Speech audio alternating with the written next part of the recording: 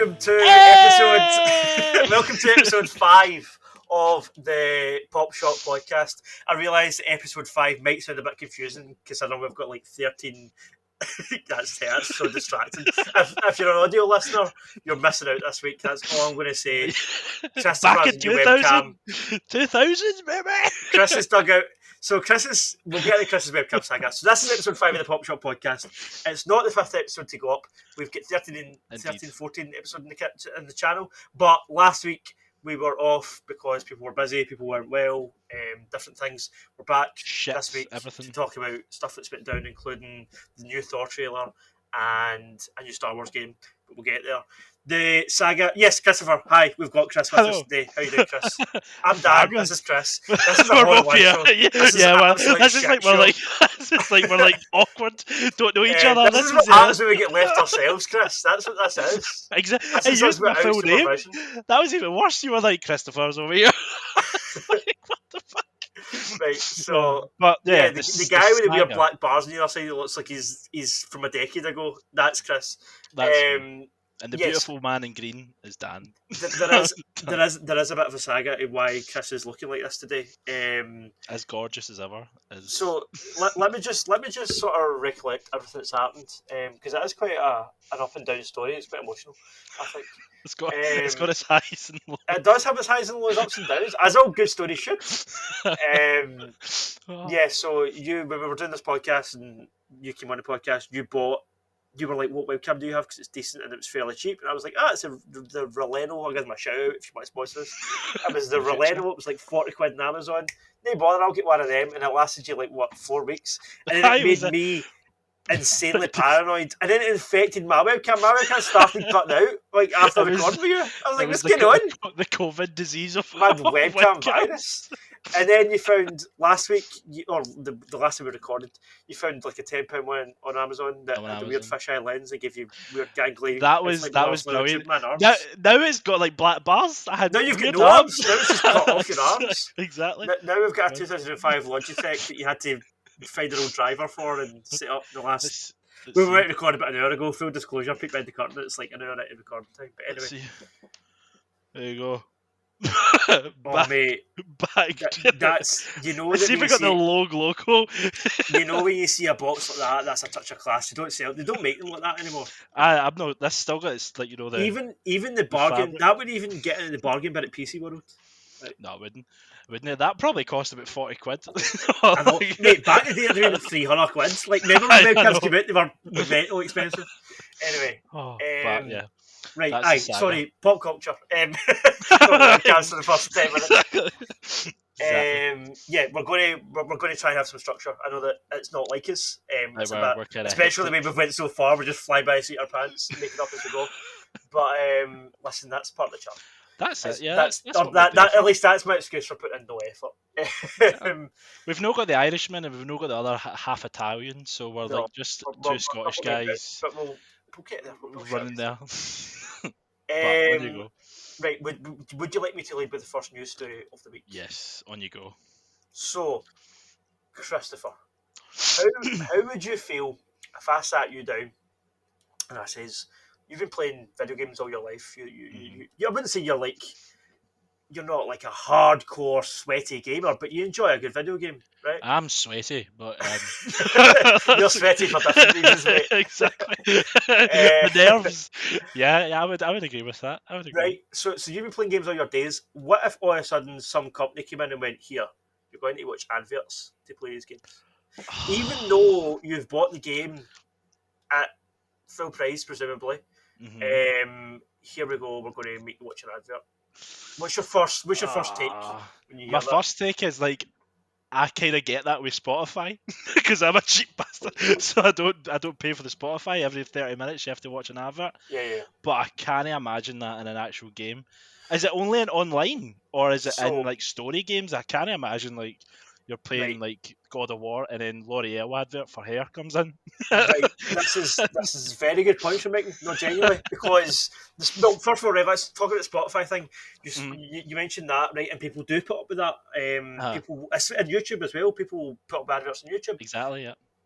But where does it stop? What mediums are you okay with it and which are you not? Music, Spotify, all you're doing is listen to it. So you only have to hear an advert, you're not actually having to sit and watch it. Whereas YouTube videos, usually you get a skippable advert. That's kind of dependable, but sometimes you get skippable adverts. Now, the first take that I had was, you scummy robbing bastard. That was my first takeaway. Yeah. It was just capitalism, cynical, money grabbing, scummy companies just trying to get more money out of their audience. It pissed me off.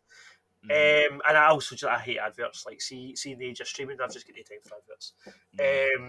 So that was my first takeaway, right? But I read a bit more into it.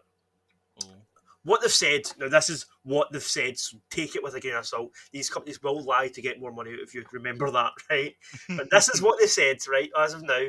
They said, it won't be intrusive. It won't be like you open a game and the advert pops up the full screen and you have to watch that before you can play the game. It's not going to be like that. Like a mobile game, you know, like Candy Crush and stuff. It's not going to be like that, right? Instead, they're going to try their best to implement it naturally into games. So a lot of people are taking that as, like, say you're playing Need for Speed and you drive past a billboard, it might be a billboard for Coca-Cola or a new Netflix show or something like that. Now, I'm fine with that. The other thing you said was God of War, L'Oreal. Yes. That's the problem, right? It has to make sense in the world. Like, if you're playing something like GTA or a modern day, action game, or a racing game or a sports games especially, I think they get a pass because you get advertising in football and baseball and whatever, right? So that's fine, right? I'm okay with that. But how do you put an advert into a game about Norse mythology? How do you put an advert into a game about the future? Like, I would find it insulting if I was to play Starfield. I don't know how far the future Starfield's set, but let's just say it's like 500,000 years, right? You're playing a game set 500,000 years into the future and they're advertising like Facebook. I'll be like, mate, that's not going to... You're looking at stuff like 2022. Like, don't insult me by trying to insinuate that's still going to be around. Do you know what I mean? That would take me right out of it. I can get that point. Also, the opposite. Like, if they go, these ancient history games like The Order 1886, Skyrim, and here's an advert for Gamer Fuel. Do you know what I mean? It's like, where do you draw the line? And the other thing, I just think the absolute worst of these companies, because we've been burnt so many times before. Looking at it from that cynical perspective, this is the start of a slippery slope. The more, as we know in gaming, the more we let them get away with, you give them an inch, they'll take a mile. Do you know what I mean? You let them away with this, and it'll get worse. It'll get more egregious. It'll get more invasive. And if they'll either deal with the shitstorm or they'll backtrack. But if we let this start, and we don't keep an eye on it, and we don't kind of call it out, if the gaming media, gaming press doesn't call it out, or even just fucking Reddit and Twitter, if it doesn't get called out when it's egregious, then they will just continually do it until it becomes, breaking. They would do it in little steps just to try and get... Because they will, like... We're joking about L'Oreal adverts and God of War, right? But genuinely, if a gaming publishing company thinks they can get away with that, they'll do it. Like, they don't care about creative vision. If they think they can do that and it'll make them some money, they will. But that goes into just to jump on your point about your future thing. Like, see, I know we have our disagreements about Cyberpunk and stuff like that, but imagine Cyberpunk's supposed to be set in like 2077, and imagine there was an advert for like 2022. Like shoes, it's like, that doesn't make sense. Like, I think it depends on what you're advertising. Like, if you're advertising like maybe like electric cars, like that is kind of the future. So if you're advertising something like that, then maybe. But if you're advertising, as you say, something like super contemporary, like, I don't know, IKEA furniture that obviously isn't going to be about in 50 years' time, then that's when it becomes insulting. It's also like that like the kind of stuff for that in games is like to have like fun, creative control and like mock advertising, Yes. And like, the whole point of that. And now that's like, that's a now section in the development of. It's almost as if it's like I've said in politics and in life in general before, the line between parody and reality is becoming blurred. And Yes. I think, personally, I think the catalyst was when Donald Trump became president. That's when the world became an episode of The Simpsons. Do you know what I mean? Like, Exactly. it was like we were living in, parody. And it's kind of happening with gaming. Like, we mentioned GTA a minute ago, GTA has always took the piss. Like, and Yep. because GTA is a Scottish developer, they managed to put in the underwear shop, and I think GTA 5 or 4, maybe 4, the underwear shop is called Bobags. And because it gets sold in America, it was fine Nobody that it knows. got past all the censors. But obviously, Scottish people know that what it means. It was either Bobags or Bossack. It might be Bossack with a I think Q, it's Bossa. Yeah, like I remember. BWSAQ, I something think like that, yeah. right? Which is hilarious. But that is literally taking the piss out of what's happening. And now, as you said, now it is happening. It's mental.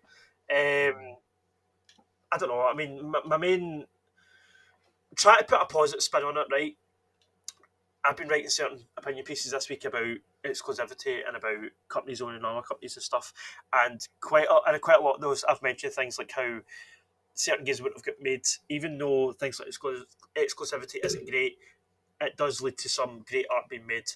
Mhm. Hopefully, if there's a game out there that needs funding and is desperate for it, and it is actually a good idea, maybe this, excuse me, maybe this will get that game made, and that could be a positive outcome. That's a good point. Like I think for indie developers especially, like it's going to be a kind of good wee bonus for them. Like it could be it could be the same thing what YouTube ads have, Yeah, you know. yeah. But Like, there's that comes with problems, but and it could. also, I don't think they'll do this because, like I said, they will squeeze you for everything you're worth. They will milk you dry. Mm, But mm, it might make games. I don't say making games cheaper, but it might keep games at the price that they're at for longer. Because they've been mm, speaking about how game development is getting more expensive. They're talking about putting the price of games up, which I think yeah. we spoke about before. My stance is I would be okay with it if it's a game like The Witcher 3 that's got hundreds of content. Then I would pay £90 or £100. That's fine. So But that would be on content basis. So like if it was yes, like if you're if it's like selling me, if you're selling me a new Mario game for like £100, which I can genuinely say because Nintendo are expensive, they're expensive. that would piss me off. Do you know what I mean? It's like it depends on what you're giving us for it, but they don't really do it like that. I don't. In reality, No. they wouldn't do it like that. They would just raise the price of gaming in general. So aye, this might stave that off for a while. Maybe again, I don't Mm, think so. I think they'll just have both. They'll just keep the advertising money and they'll bump the prices up. Knowing gaming, scummy gaming companies, that's what they do. But yeah. maybe take the positive. Maybe this will lead to some original small games getting made, and maybe it will lead to games staying cheaper for longer. I don't. That feels like the idealist version of it, but I hope that's the case. But we'll see. But I'm just a cynic. I'm just an old grumpy man. But yeah. Well, let's jump on to a less cynic mood and a more exciting on the 20. I think it's I read somewhere it was the 29th film, so it's the Thor Ragnarok trailer was dropped. 29, 30 movies This is Marvel has made so the far. 29th Marvel movie. That's nuts, man. Like, That's crazy. what the fuck? How is this still going on? How, Like, and how well, that's the thing. Not only is it going on, it's making more money as it goes. I know, Like like it's still no bad. Like I nuts. mean, if you say like 20, 29 movies, you're probably thinking, all right, like it's near the end of the rope. Do you think that at the No, moment, just no. based on?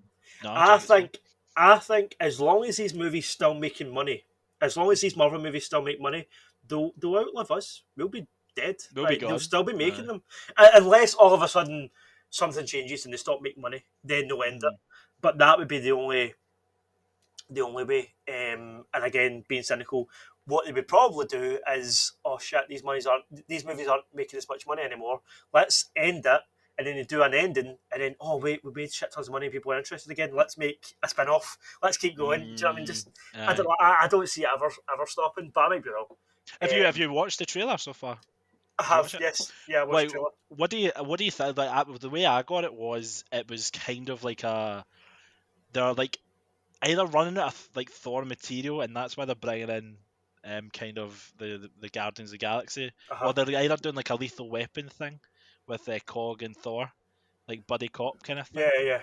I've not really. I'm kind of exclusive from it. I don't want to give any details. I know it's probably. I don't think it's spoiler anyway. It's not even out, but it's like just to see where do you think it is going? Do you think it is going to? Do you think Thor is like out the window now, and he's going to be a So, side character in his own movie? so my first thought on that, I don't mind them doing crossovers. Mm. I think we're at the point now. We've had 4 Avengers movies, we've had Civil War, we've had these crossover films, and I feel like at this point, 30 movies in, I know. to then go backwards and give us a solo movie just with one character, it would feel a bit like Aye. you've already shown us more than this, so this is boring. Yes, this new movie, I'm okay with them doing a sort of team up movie. I personally, if I could have my way, I would have every Marvel movie going forward be a As a team up. movie. I think that's sort of where the excitement is. In terms of this trailer, though, obviously it's a teaser trailer, so I don't want to speculate too much. There's obviously a lot we still don't know, but it sort of looks like the Guardians don't spend that much time with Thor. No. It looks like, because at the end of Endgame, it really looked like Guardians 4 or Guardians 3 or Thor Merge. 4, whichever came first. So I don't think we knew at that stage.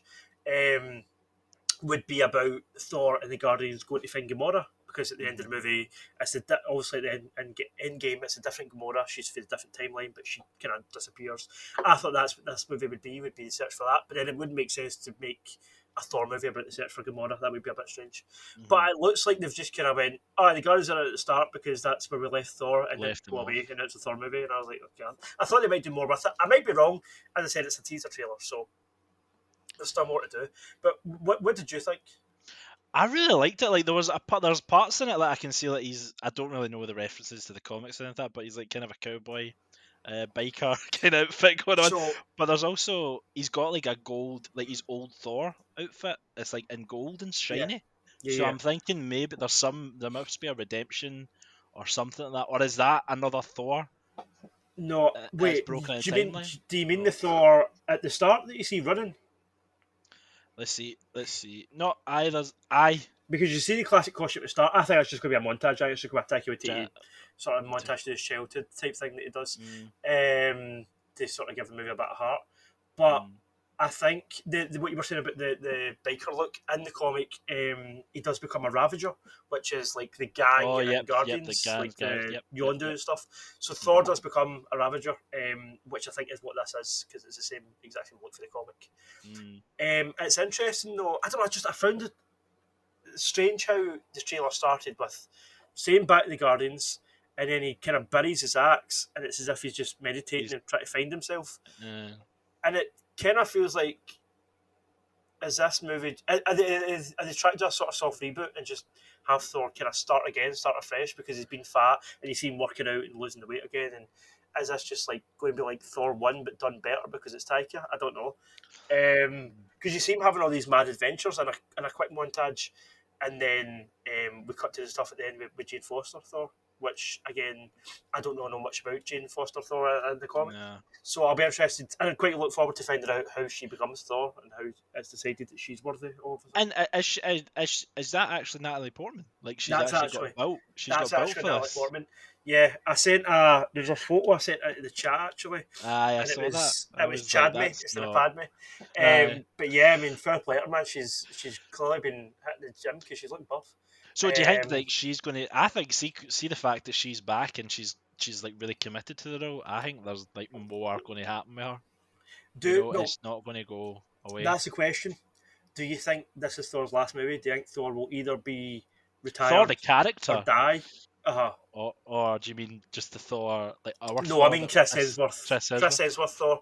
Do you think he's either going to retire in this movie or be killed off, and then she's Thor going forward? Or do you think we will get... Because when you think about the original Avengers lineup, Thor's the only one that's still getting solo movies.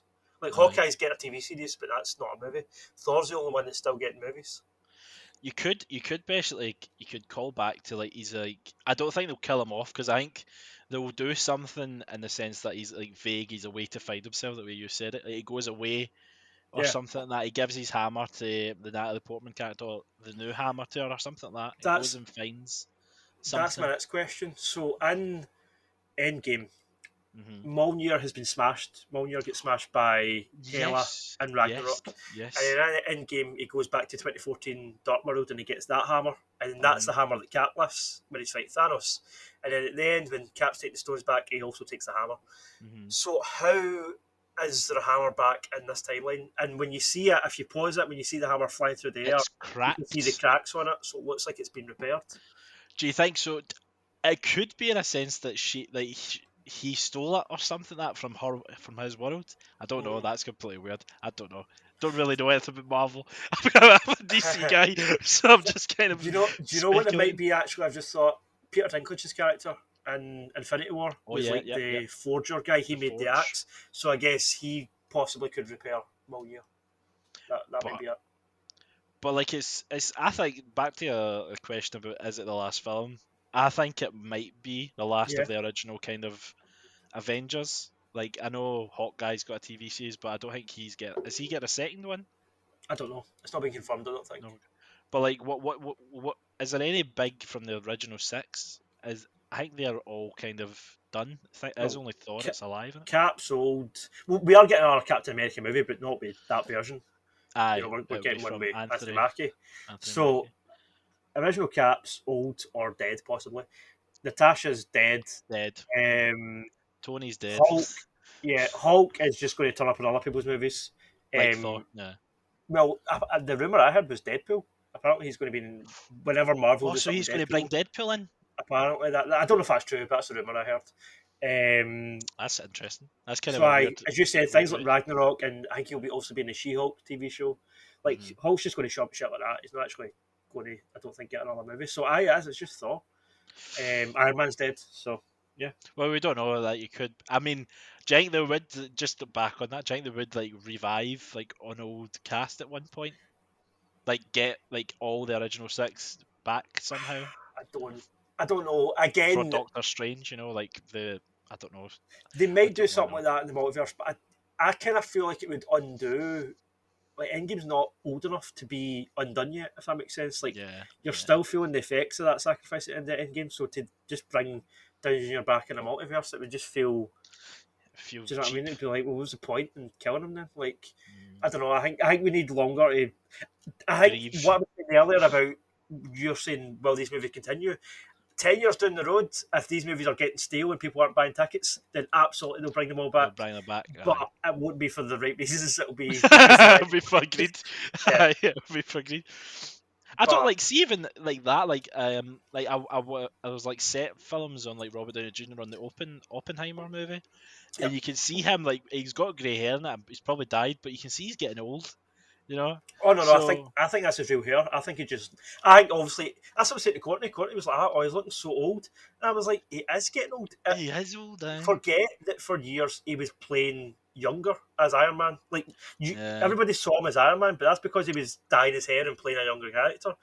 He is. Yes. That guy's had a life. He's done a lot of materials in his life, drinking drugs and stuff. Exactly. And he's getting on. So he is looking old, and there's nothing wrong with that. But I actually. Personally, I always prefer it when a celebrity just gets old and doesn't try and get all sorts of surgery and dye their hair and like just get old. It's fine. Like you look better for it. I think, in my opinion.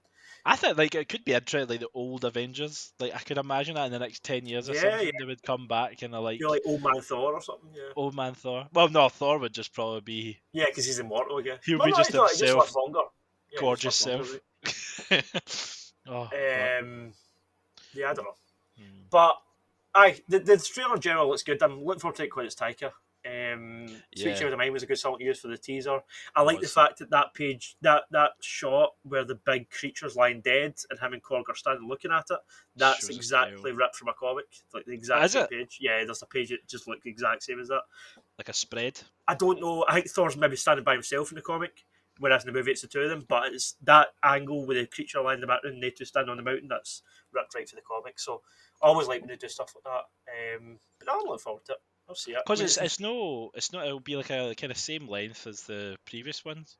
Aye, 2 hours and 10. Like, because I'm just still recovering from the Batman. That's a 3 hour and 10 movie. So at least he keeps like kind of tight movies. Yeah. So he's not. Aye, they do and they don't. But yeah, you don't get to see Christian Bale though. No, you don't see. You don't get to see his Gore, the God. No, so they're keeping him.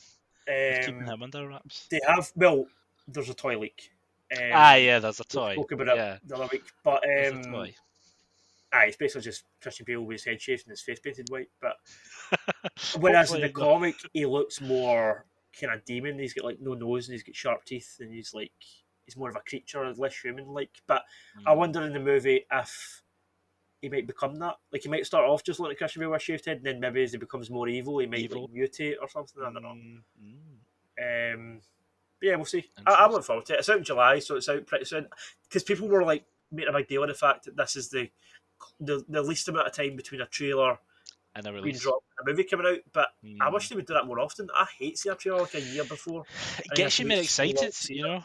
If it's like, boom, this is out next month, I'm like, yes, please, like, I'll book my tickets. Like now, Yeah. like if it was back in December, I'd like, oh fuck, I'll wait until I get another hype train comes. Yeah, and I'll do like it. as much as I'm looking forward to Doctor Strange, that's been getting hyped for so long. It's been delayed like 4 times, and I'm looking forward to seeing it. But see, by the time you get around it, you're kind of sick of it already. Whereas when something feels more fresh, when it's like we're not showing you anything, boom, and then here it is. You know?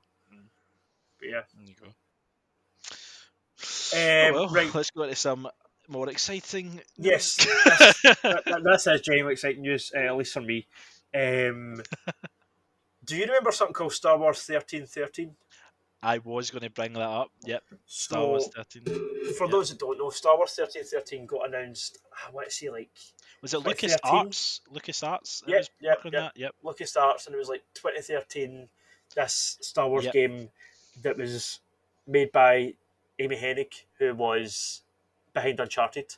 It was going to be... Either it was going to be a Boba Fett story, or it was just going to be about a new character. I don't think that was actually decided yet. It was concept art with Boba Fett, and it was concept art with just this guy. I think it was kind of 2 versions. They were still deciding. And then Disney bought Star Wars, and the exclusivity deal was made with EA, and it was decided that EA would make all Star Wars games. That's obviously changed now, but at the time that was the decision. So this game gets scrapped. Star Wars 1313 got scrapped. A few years went by, and people were pissed off. People were raging, like, give us an Uncharted Star Wars game. That sounds awesome. And then they made Jedi Fallen Order, and a lot of people, myself included, watched the trailers and went, "Oh God, yes, this looks like Uncharted Star Wars. Give me this." And then you played it and you realised, oh, it's just Dark Souls. They've just it's not as hard as Dark Souls. It's not as detailed as Dark Souls, but it's a Dark Souls clone. Yeah. Like at the end of the day, they jumped on the hype train that was Dark Souls and just made a Star Wars Dark Souls game, which nobody really wanted. But guess what? Star Wars 1313 is back. It's not going to be called that. It's going to be called something else. But Amy Hennig is making her Star Wars game that has been she wanted to do it for 10 years. Yeah. It's made under Skydance New Media, which is a side company of Skydance. I was going to say that because it's not LucasArts, because they know they fell under. So did they get revived? This is in tandem with LucasArts. They're working together. So here's a quote from... So Julian Beak is someone who has been a long-term collaborator with Amy Hennig.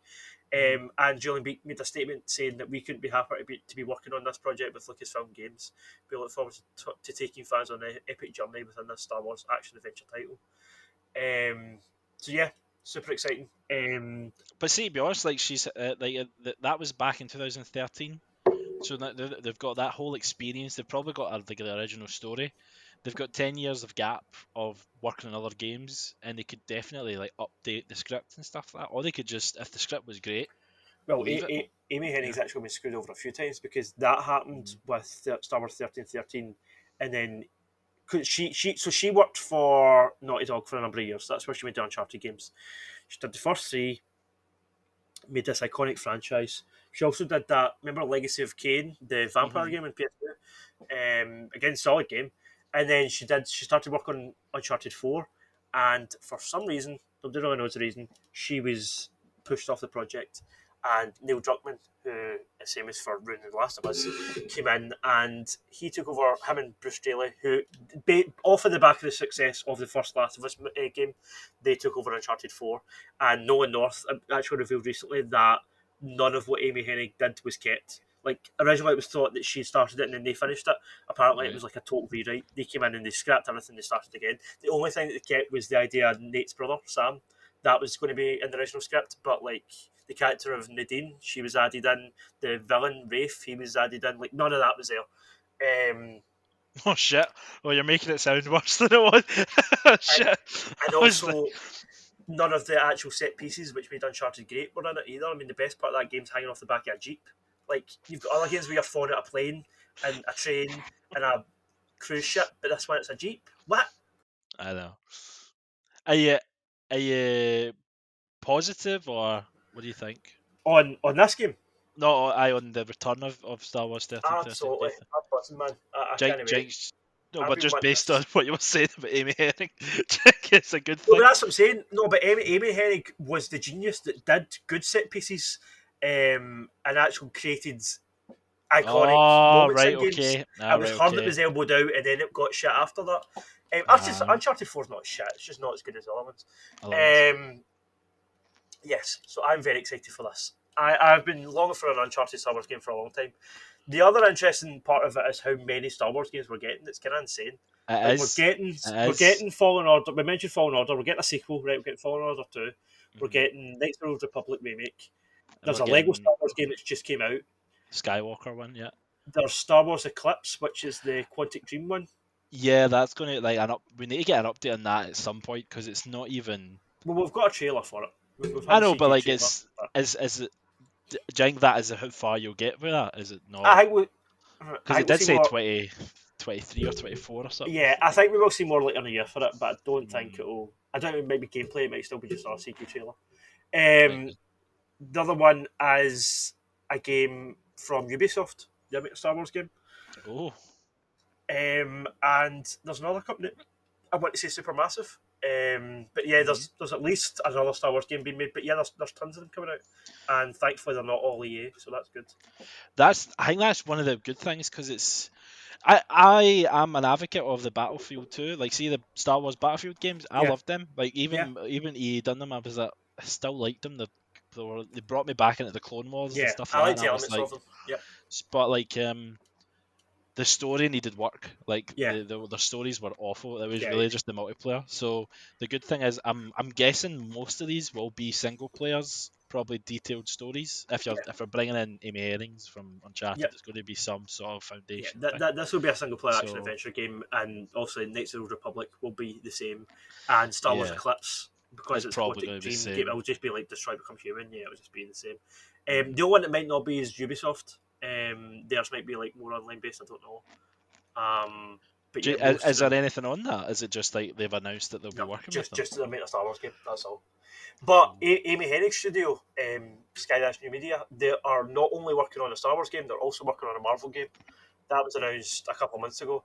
But again, no details. Just we're working on a Marvel game. That's it. I was going to say, could it be the Wolverine? But I'm guessing that's Insomniac who did the Spider-Man game. Insomniac? Oh, right, okay. They're doing the Wolverine. No, I'm saying no details. There is some details for the Marvel game. All it says is that they've teamed up with Marvel to create a brand new game with an original plot featuring a unique look at some well-known Marvel characters. So, pretty vague. And again, the Star Wars game, there's no actual details. I heard a rumour on Twitter that it might be set during the original trilogy. So, like, during Luke and Han messing about the Death Star, this might be taking place somewhere else at the same time. I don't know if that's true, but that's the rumour. I think that'd be quite cool. Like one thing I really want to go like outside the universe, but I really want to see like things, even if it's like, see when I always reference Batman Arkham, like they mention Superman in like a really passive way or something like that. That you can imagine, like as a stormtrooper or something, you hear something about the Millennium Falcon, you go, it goes over the radio or something. Yeah, it brings you in just a little bit. It just suggests it. Yeah, it just brings you in, and it makes the universe much more magical. So I think. I'm so happy that Star Wars. It's one of my favourite franchises. So I'm so glad this is coming back, man. This is one of the games that when it was cancelled, it really did hurt. So I'm glad it's finally back in business. Yeah.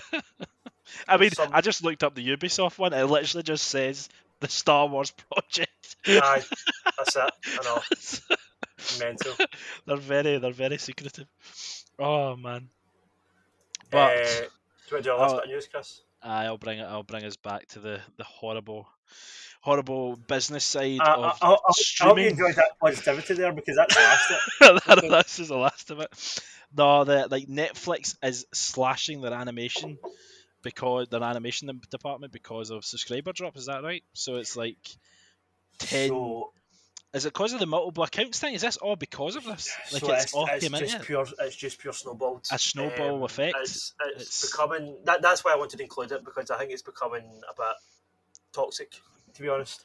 Really? Oh. Because it started off, as you said, it was Netflix were losing subscribers was the first news, and the numbers were down. People were cancelling subscriptions, and they were absolutely hammering money. Like, I recently read a thing that said that Stranger Things this new season, $30 million per episode.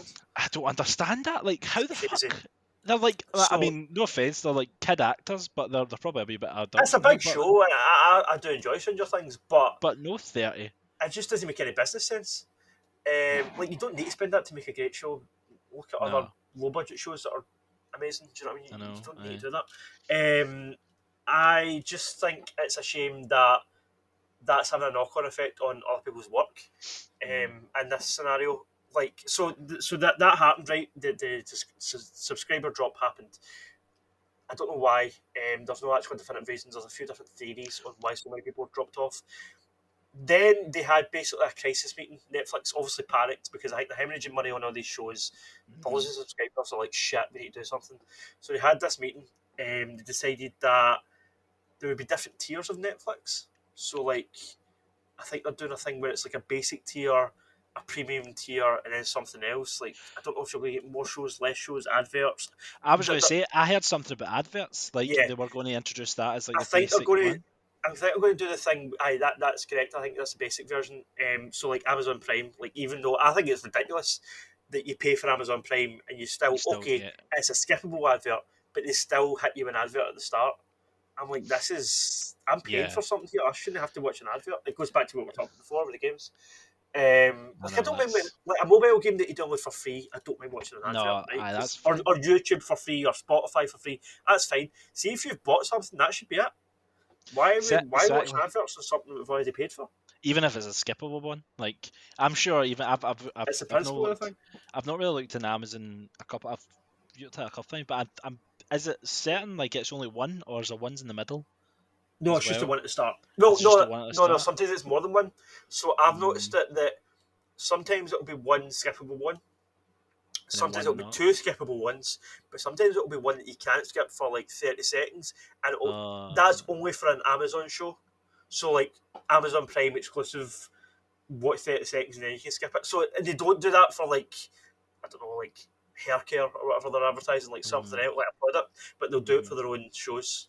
They'll like force you to watch for 30 seconds, which is a bit scummy. See, that's something that's always came like see, even like back when we were watching like YouTube back in the day when it had adverts, you couldn't skip them. Yeah. Like the whole skippable thing is like psychologically, like, you could make this, you could skip the thing in 30 seconds. You're just getting bigger and bigger. Yeah. They'll extend it to a minute, and then you're watching like 4 adverts and you can't get by it.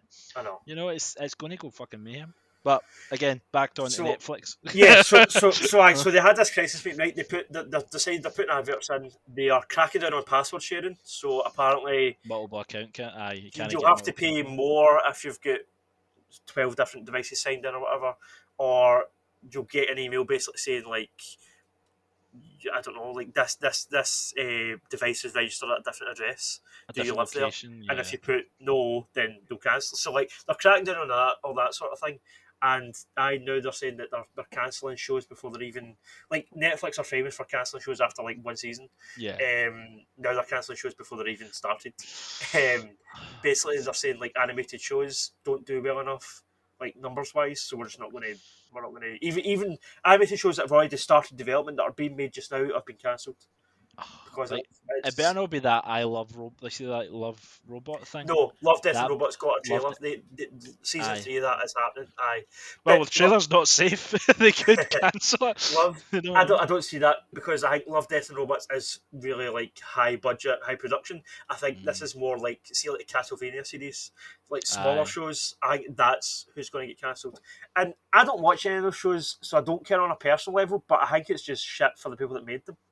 Like imagine working on something for like months of your life, day And and then all get night up, told one and day. thinking, "Oh, this is going to be worth it because my show's going to be on Netflix," and then all of a sudden, "Oh no, we're losing money. It's getting cancelled." Like you'd be absolutely gutted. I think I feel sorry for the people that are just getting affected because of And this. even like I got an email the other day saying like my subscription is increased, so they're even increasing money. Yeah, they're also putting the prices up. That's the other So thing well, that's why when all the numbers were dropping before this new news came out about the meeting and all that, when the numbers the stock was dropping as well, Netflix stocks shares have dropped.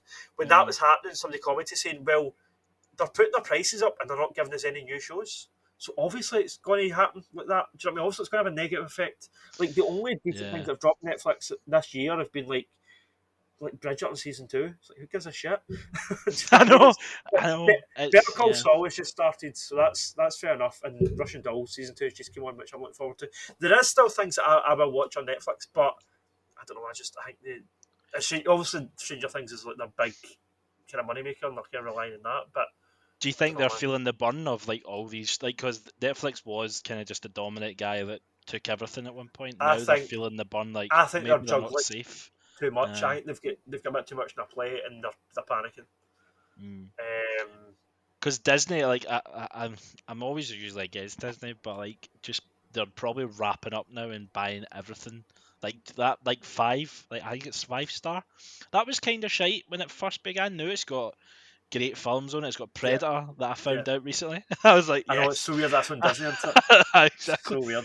But now that's climbing up, and I think even like I know it's a show that I watched. It was the beginning of the year, New Girl. Yeah. So that was on Netflix at one point, and it basically they bought it off. All right. So and now it's on Disney. So it's like they're buying shows off Netflix and losing it. You know. So this episode's topic, I don't know if we've said it already, is going to be gaming predictions.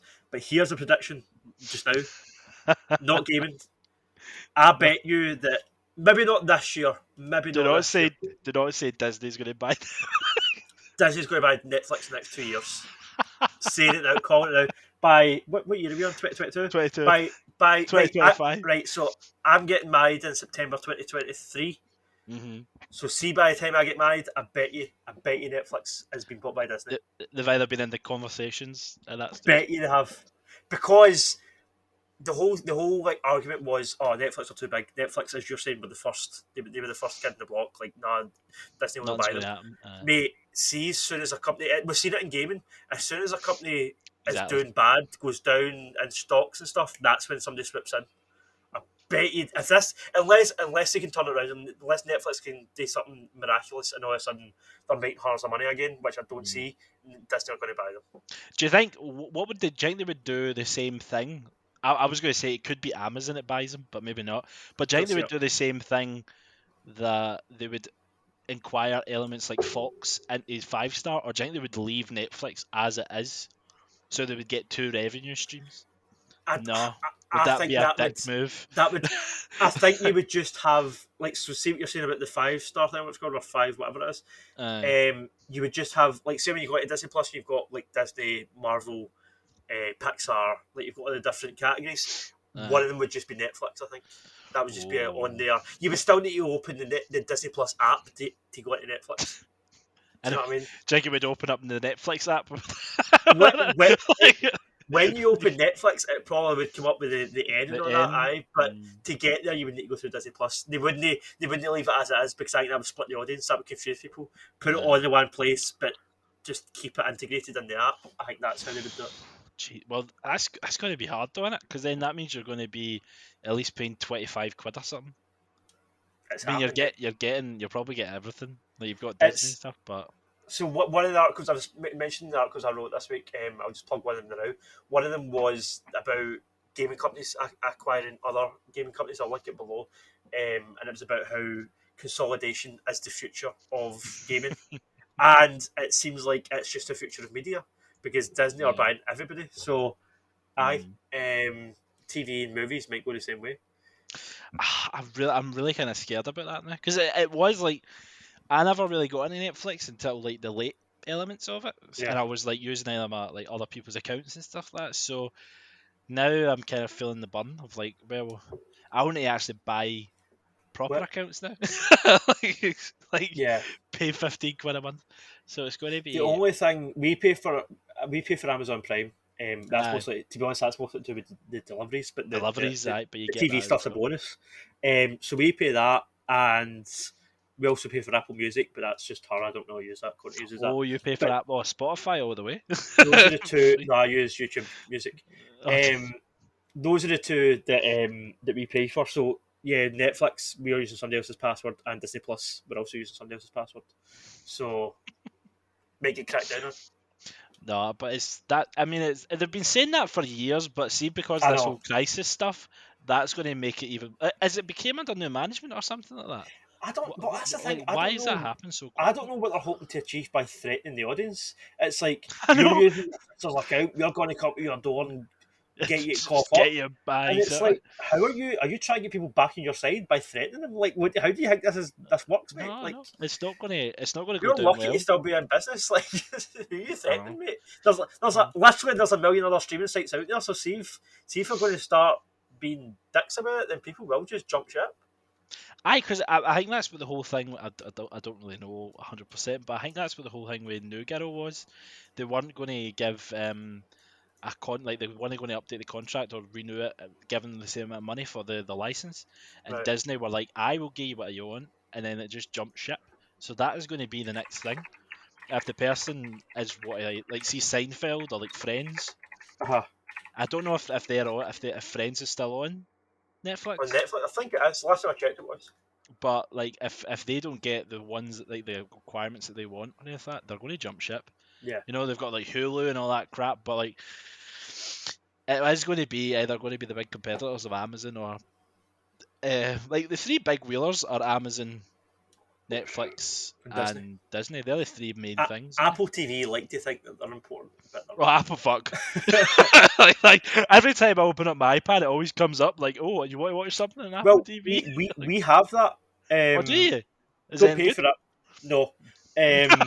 Honestly, the app's shit. Like, see on PlayStation and on your phone, it's Was boss. it awful? But we don't pay for it. It was just because Courtney bought an iPhone like 2 years ago, and then you get like a 5-year subscription or some shit. So we just have it, but we never use it. Yeah. That's a fucking. Well, that's a sin. Oh well. So Is that everything? Is that all? yes, on that depressing note, unless there's any other news you want to talk about. No, I'm I mean, happy. I don't even know if I need to talk about it because it's another week, and another week Ezra Miller gets arrested. Just take Again. Just take it that every week we come on this. Every time you see us, Dave's been arrested some again. raps. Right? Ezra Miller's in jail again. That's just the rules. I don't even want to go into it because, as I said, it's why give it attention. Is that affected? No, I know it, but is that affected? I don't know anything, but is it affected like the Harry Potter film, like the Fantastic Beast or the Batman film? I don't know what happens. Warner Brothers have had all that I've read officially. Warner Brothers have had a crisis meeting about it. Nothing's been decided. It's not like, oh, we're going to edit Ezra out the film and put somebody else in. It's not like they're going to cancel all the future. Like, there's nothing been said like that, but they have had meetings about it. That's basically what Jesus. I know. It's all Imagine throwing away your career like that, man. Like millions of dollars just to be in a film and you can't even keep your shit together. Do you know what I mean? It's over something. I don't understand it. Over karaoke, mate. I know. Singing my song. What are you doing? Right. Man. Should we move on? We'll move on. We won't jump into that drama. So the next protocol would be what you've been watching, what you've been reading, what you've been listening to this week. Chris, what have you been doing? What have I been doing? I've been watching the Johnny Depp and Amber Heard trial. That's been your light entertainment for the week. Watching a trial about people's dirty relationship laundry. The dirty laundry is coming out. No, it's. We're not getting that stayed out. Man, do you know I've been actually watching the weirdest stuff. I've been watching like the old the old Batman from 1996, Aye, Adam West Adam stuff. West. I've been like Nothing wrong with that, mate. I've been trying to get like back into the light-heartedness. Like I always Mate, think. I'm going to make a bold statement. I think Mhm. that's like at least in the top 5 Batman films. At least. Mate, right, It is pretty good. let me give you my top 5 and we'll Give see me if a I agree, right? oh, right, okay. So there's Give Dark me. Knight, right? Mm-hmm. This isn't in order, baby. This is just the top 5, right? So Dark Mm-hmm. Knight, the new one, right? Batman 2022, Mm-hmm. Batman Begins, Batman 89, and Batman 66. There's no Schumacher in there at all. Oh. The top 5, no.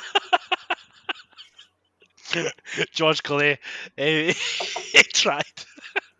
We should, No, we but should, we should really do a retroactive review on them at one point. Those films. We should oh, well, definitely. that's a good idea. But like, no, it is like it's campy, but it's kind of entertaining. Like it shows you the kind of funny side of people wearing capes, Yeah. especially the bomb bit when he's you can't get rid of a bomb. Aye. Sometimes you just can't get rid of a bomb, and then the shark repellent bat The spray shot and stuff. repellent. Oh, that is. And He even starts see battering the it. It's fact that he brilliant. also know it was the 60s and they were all on all sorts of drugs at the time. It makes it even funnier. And then we Like did they were that. all sitting in a box running about with capes on. Like it's even funnier when you remember that. Yeah, you put that context on it. Oh, I mean, I would say it's a good movie. It's I think I you love need the to part watch where they it. turn the UN into like dust, and then they have the UN members all in vials, and they're like, "I'm going to smash China. I'm going to smash Russia." And they're just like dropping these vials. What? You're like, how do you have this power? And then did they not move up Thailand or something by accident? I might be remembering the film wrong, but I feel like one person, like one Did they not representative, just drop got it? lost into like a Aye, river or something at one point. Or did aye. they get mixed? One of them gets mixed. I think there's Yeah. like some. Just, I I can't feel like remember the what the Thai fuck guy it comes out talking like Russian at one point or something, and they're like, "Oh, we've done something wrong here." is. Like we've mixed up the molecules or something. I don't know. No, What a but film! like even like see like I really liked see for like such an early film like the actual characters Asian of them are actually quite cool. Like the penguin, I Listen, really loved the penguin. The I, Riddler I is like a still cool love Riddler. the Shakespeare's head, the button The to the button, back. That yeah. is like iconic. That's pure held up. I mean, Um, it's one of the and the Batmobile, of course. That I like. That's why I watched it. yeah, It's just classic like Batmobile. that's one of the best. That's actually a good wee kind of thing. What would you say? What would you rank? Because the Batmobile was in. What's the best Batmobile? Yeah. Probably, in my opinion, the new one on screen. Ooh, Well, really? I really like Batfleck's one. Oh, I It's hated Batfleck's one. did you?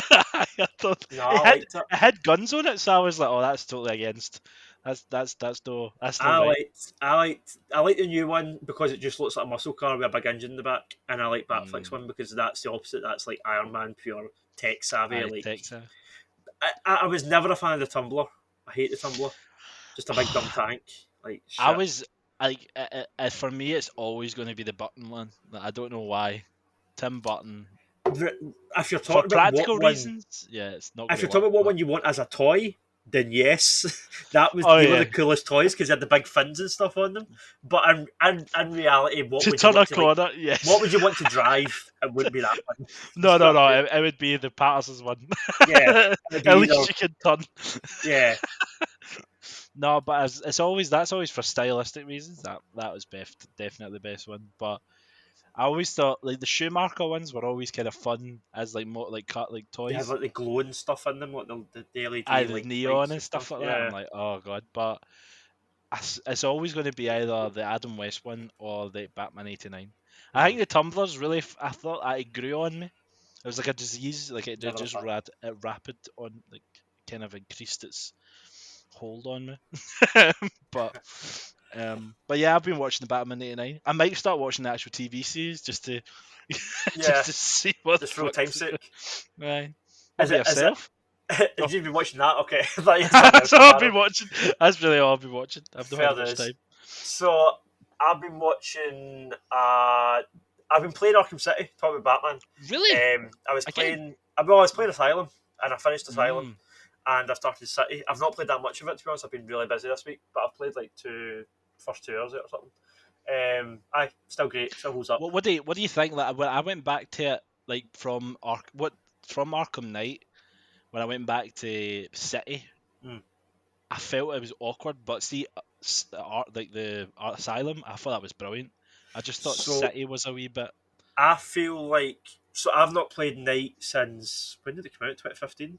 So I've probably not played Knight since 2016 or something. Like it's been years. So I don't really remember the controls in that. I just remember the shitty Batmobile sections, to be honest. But in terms of just like controlling Batman, when I went back to Asylum, there was certain points where I was like, why can't I just grab that ledge? Or why can't I just fly off this? And like it stops you for like flying off certain parts of the map, and it stops you for. And you're like, in later games, I could just do this, but because it's the first game, you can't. So it did feel a bit restrictive at certain points. And then just going for that straight to City, all of a sudden City feels super innovative and more flowing and better and more free and more. So I'm hoping that when I go to Arkham Knight, it'll feel even better again, even if the game's not great. I'm kind of dreading Arkham Knight, to be honest, but I will play it. What are you just going through it like as like just to go through it, or are you doing all the wee side stuff as well, or right? But I'm not really pressured. I'm just enjoying it. I'm just playing the stories again. I'm just reliving it. That's good. Because the best bit about that is see the Azrael. Yeah, is that his name? See like the wee kind of tidbits of that, and then he's in Arkham Knight. Aye. Yeah, like it's all these wee connections. Aye, wee hints. Like aye. So I love that. I love how in Arkham Asylum you can break into a certain part of the prison and you find the plans for Arkham City. I see the plans. For it's certainly that's really clever. I know it's great. But I've been watching stuff as well. I watched Better Call Saul. I mentioned that earlier. How is that? Like I stopped watching that like over like season 3. Like it's honestly has it got incredible. better? It's incredible. I can't remember why I stopped. I think it's as good as Breaking Bad. Or at least I'm going to say maybe even better, but it's at least as good as Breaking Bad. It's incredible. I stopped spoilers for the show. I think it was like season 3 where his brother house gets blown up. Right. Okay. That's where I stopped. I think I must have just stopped it in the sense of I'm waiting for the next season. But yeah.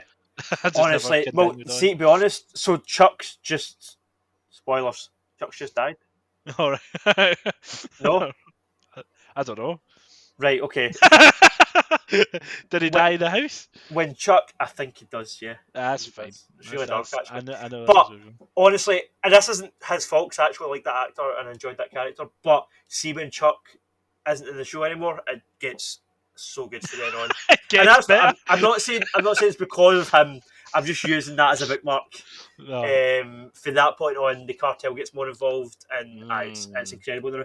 There's 2 episodes up. I've only watched the first one, but that first episode, man, what an intro to the season! Is it getting released weekly, or is it dropped completely? The first episode's got released on the same day, and then it's weekly after that. So I've not watched the second one yet, but just the first one. But it's I probably will get because it's always like I've never had a bad thing about it. I would really recommend you go back to it because the series all the way through kind of had its slower moments and its better moments, but see the previous season, season 5 I think it was, and then this first episode of season 6, just amazing TV all the way through. Like every episode has been hit at the park. Is it because they're bringing in people like Gus Fring back in? Possibly. I also think it's just because the tension's ramping up. It was the same with Breaking Bad. The first 3 seasons of Breaking Bad are good, but season 4 onwards is when it's amazing. And it's just because it's the end of the story that's been told, and it's getting more intense. Stakes are higher. People might die at any minute. You know, it just becomes more exciting. And it's just more. I think it's just that. It's just because you're getting to the end of the story. It's because also like in Breaking Bad, you know where he is. And there's some characters in Better Call Saul. That's why I didn't really watch it. I was that maybe they're gone. Maybe something happens in Better Call Saul. Right. But like see Kim, I can't remember her name. Yeah. Kim Wexler. Kim Wexler. Like I really liked her. I know. So I don't know what's going on. Oh, me too. What do you mean by me too? Is she gone? No. She's still Kim's still here. But 2 characters I really like are Kim and Nacho. Natural, And yeah. neither of them are in Breaking Bad. And I really don't want to see them die, but they're going to. Do you think that's what it'll be? It's no Saul cutting ties. Do you think it will be? Slight spoilers if you're not up to date with Better Call Saul. So everybody kind of thought, and myself included, that Jimmy would do something, either something so dark and messed up that Kim would leave him, or he would get her killed. Something that he did, like a deal, would come back on him and she would get killed. And that would be why he is the way he is in Breaking Bad. But, and I'm glad I've done it this way, because this is what Nate expected. Kim's kind of becoming the villain. Like, Kim's doing things that are more messed up than what Jimmy's doing now. And really? So she's starting to become really corrupt and really, like, she'll cheat things and she'll plant evidence, and she's really? more and more She's worse than him. Aye. Oh. So and you can, it's really well done, because you see her just doing it as if it's like, yeah, we'll just do this and this, and then it'll be it. And then he kind of looks at her like, I've created a monster here. Like, you can see it has like, you've become like me. Really good acting and really good writing. And I think the reason they're doing that, I think they're trying to make you not like her because they're going to kill her. I don't know, but that's my theory. I think they're making her worse so that when she dies, you'll be able to deal with it better. I kind of get behind it a bit more. I don't know. Because, like, it's all up in the air now. Like, because Gus Fring, you could show it's him. He's kind of under Jimmy was under the wing of him most of the time, wasn't he? So he could it could work out that way. Yeah. He could fling in the chicken fryer or something like that, which should be a horrible death. But fried alive. I know that would be awful. But like, he could be like that. We've also had confirmation that Bryan Cranston and I did see that. That's what are going to be in it as well. That's what perked my interest. I was like, I better watch this again. Back for it, which we all kind of knew that they would. But I'm actually quite glad that they're not being shy about it. They're like, actually, last season they're coming back. Like, we all knew it. It's like, why lie about it? It's really good. And the other show I watched was Moon Knight. Are you up to date with Moon Knight, Chris? Have you watched any of it? I have not. Like, I've said that. I don't know if it was last week, but I was like, I want to just have them all so I can shove through them all. Like, in that case, I genuinely cannot speak about this episode. How? No, give it a shot. Give it a shot. I'm happy. I can't. Genuinely, something happens in episode 4 that changes. It's right. I need to kind of. I know the character. I've read some of the books. No, so I know, I can't give this away. I genuinely wouldn't. Right, okay. Yeah. So, I want to preface this because it's not the boldest thing done in a movie ever. Right? That might sound like the way I'm talking here, right? It's still no that, but see, for Marvel, it's the boldest thing Marvel's ever done. The twist in episode 4 is, for the MCU, really groundbreaking and surprising and ballsy. Wow. That's why I wanted to preface it, because it sounds like I'm like, oh, this is like Fight Club. Like, it's no, it's no like up there with like Kaiser Soze. It's not like up there, but it's for Marvel. It's really quite bold and interesting. I might actually see for next week then. Next week I will catch up and we could discuss about it then, because that would be. Episode 4 was great. Episode 4 was good up to a point anyway. Like, the first half of the episode, it was just a kind of Moon Knight adventure. They were cutting about pyramids and whatever and fighting. There's also, this might sound like a big spoiler, but see what happens afterwards. This is nothing. There's mummies in the MCU. Oh, there's full scale mummies in the MCU. Oh, I love the whole man. I love the Egyptian. I thought they're kind of like clickers to The Last of Us. So they're hiding in a tomb and they're trying to find something. And it's also probably the most violent thing I've seen. And like, I know Daredevil and Punisher aside, because they were technically Netflix at the time. Mm-hmm. This is probably the most violent thing I've seen in the MCU. From the Moonlight. Well, Moonlight is quite a dark character. No. Moon Knight's hiding in the pyramid. Him and the girl, he's Layla, is Mark's wife, but not Steven's. I think it's Steven at the time. But anyway, one of the personalities is hanging out with Mark's wife, right?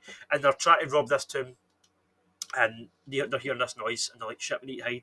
And this big, it's like it's been painted with like black paint, and it's kind of in the shadows, and he's just kind of like half naked, muscly guy, and he's dragging this guard behind him, and the guard's like screaming like, ah! And then he's got like a mad sacrificial table, and he throws the guard down, and he like guts him on the table. Do you see it? Do you see it? Quite more than you would think. Not all of it, but more than you would expect. I suggested Like you see the knife going in, you do see the knife going in, and then I think it cuts it like shows you the guy that's doing it as he drags the knife down, but the blood off spots on him, like you see all the blood spot on him, and then it cuts. I think it shows you like one of the characters, let's just say it's Moon Knight, like lying on the floor, like the guy's like cutting his hands off and he's throwing body parts down, and they're all landing beside Moon Knight. So you see like a hand and a foot, no. and then it's really quite violent for Marvel. Aye, and then they fight the mummy, and it's very much like the clicker for The Last of Us. Yeah. Like it's blind, but it can do that to hear you, and then it's kind of like a zombie as well, and they kill it by sticking a flare in its eye and then throw it off. Is it like a traditional mummy? I love the fucking. It's more like a kind of zombie than a mummy, I guess. Is it wrapped up? No, that's what I'm saying. He's just like a big bodybuilder guy. It's been painted black, and he's got like a loincloth on, and he's like kind of like a zombie face. Oh no! I thought you were going to say cool. Back from like like the Mummy, the actual movie, The Mummy. Aye, well, he might have like gold like strips on him, like he's black with like gold strips painted on him or something. I don't know. He's Egyptian looking. So just on that note, so would you say Moonlight beats out WandaVision as a TV show?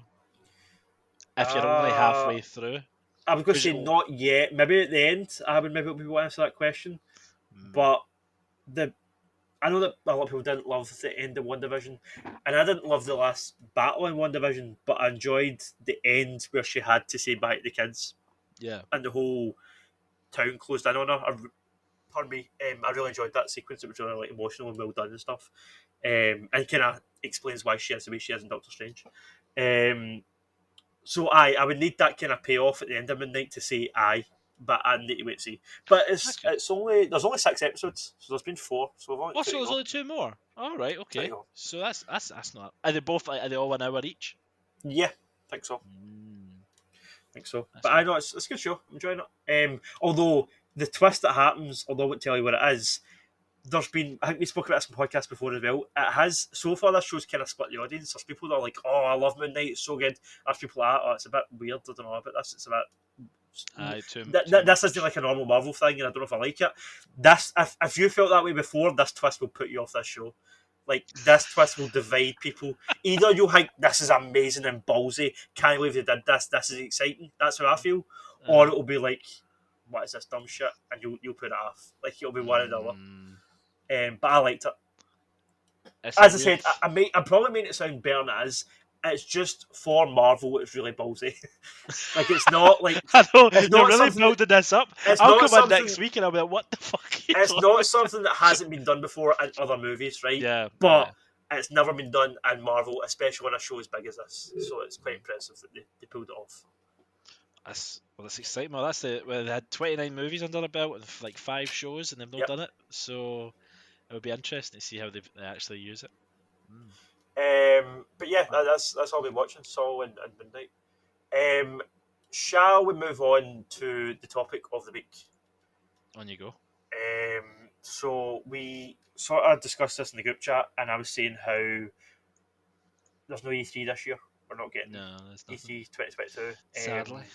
Due to COVID, due to the fact that E3's slowly disappearing and going away, it seems like. It's not happening. So every other year we would do a predictions episode. We would do what do you think is going to happen at E3. Obviously this year we can't do it, which is a shame. So we decided, well, we'll just do our own version. We'll just do the things we expect to see in gaming for the rest of this year. So predictions for 2022 in gaming.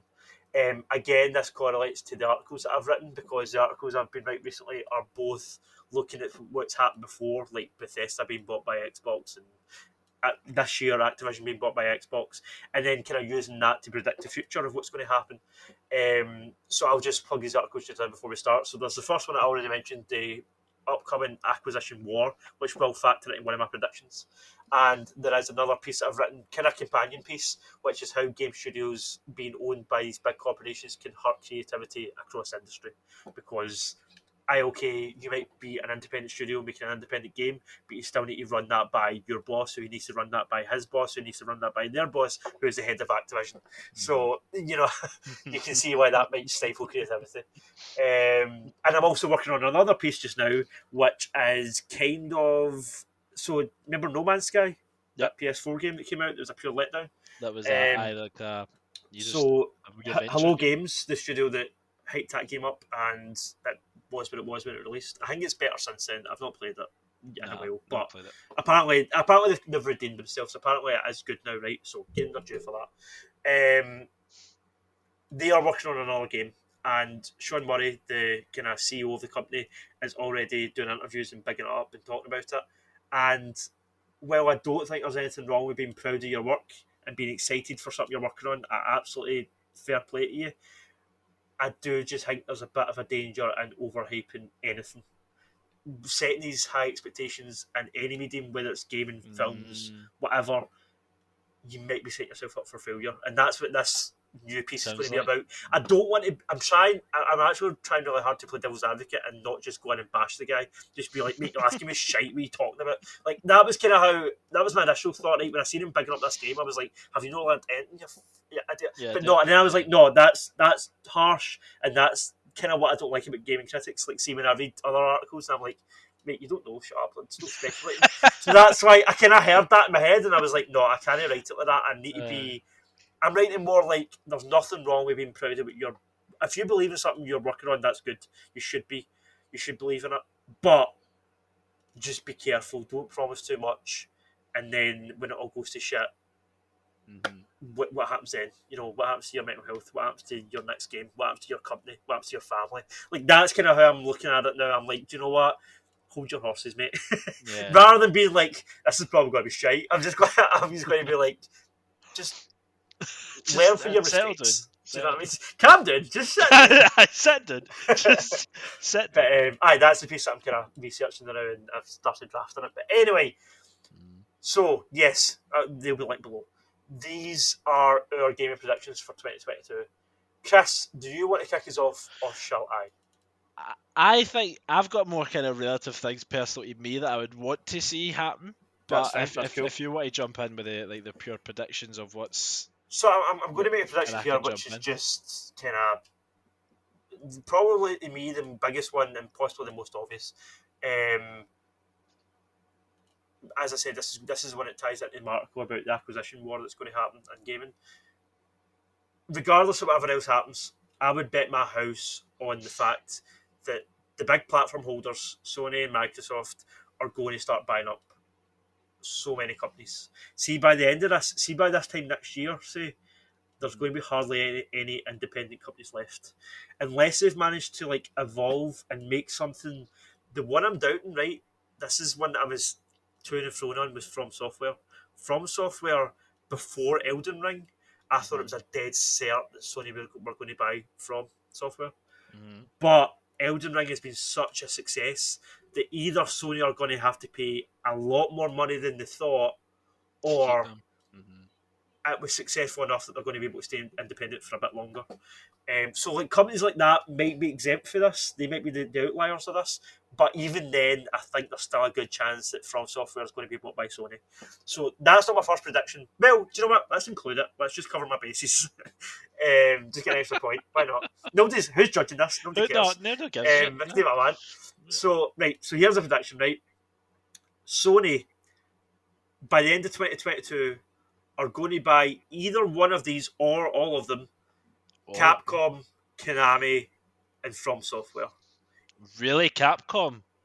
Resident Evil 4 remake is being made just now. They've not shown any trailer for it. We've not seen anything for that remake. It's obviously going to be a huge remake because the original Resident Evil 4 is everybody's favourite Resident Evil game. So it's going to be... And you're saying that's going to be acquired by Sony and not Microsoft? I could kind of... Originally when I thought E3 was happening, I thought during the Sony presentation they're going to drop the bombshell. Resident Evil 4 is PlayStation exclusive and we've bought Capcom.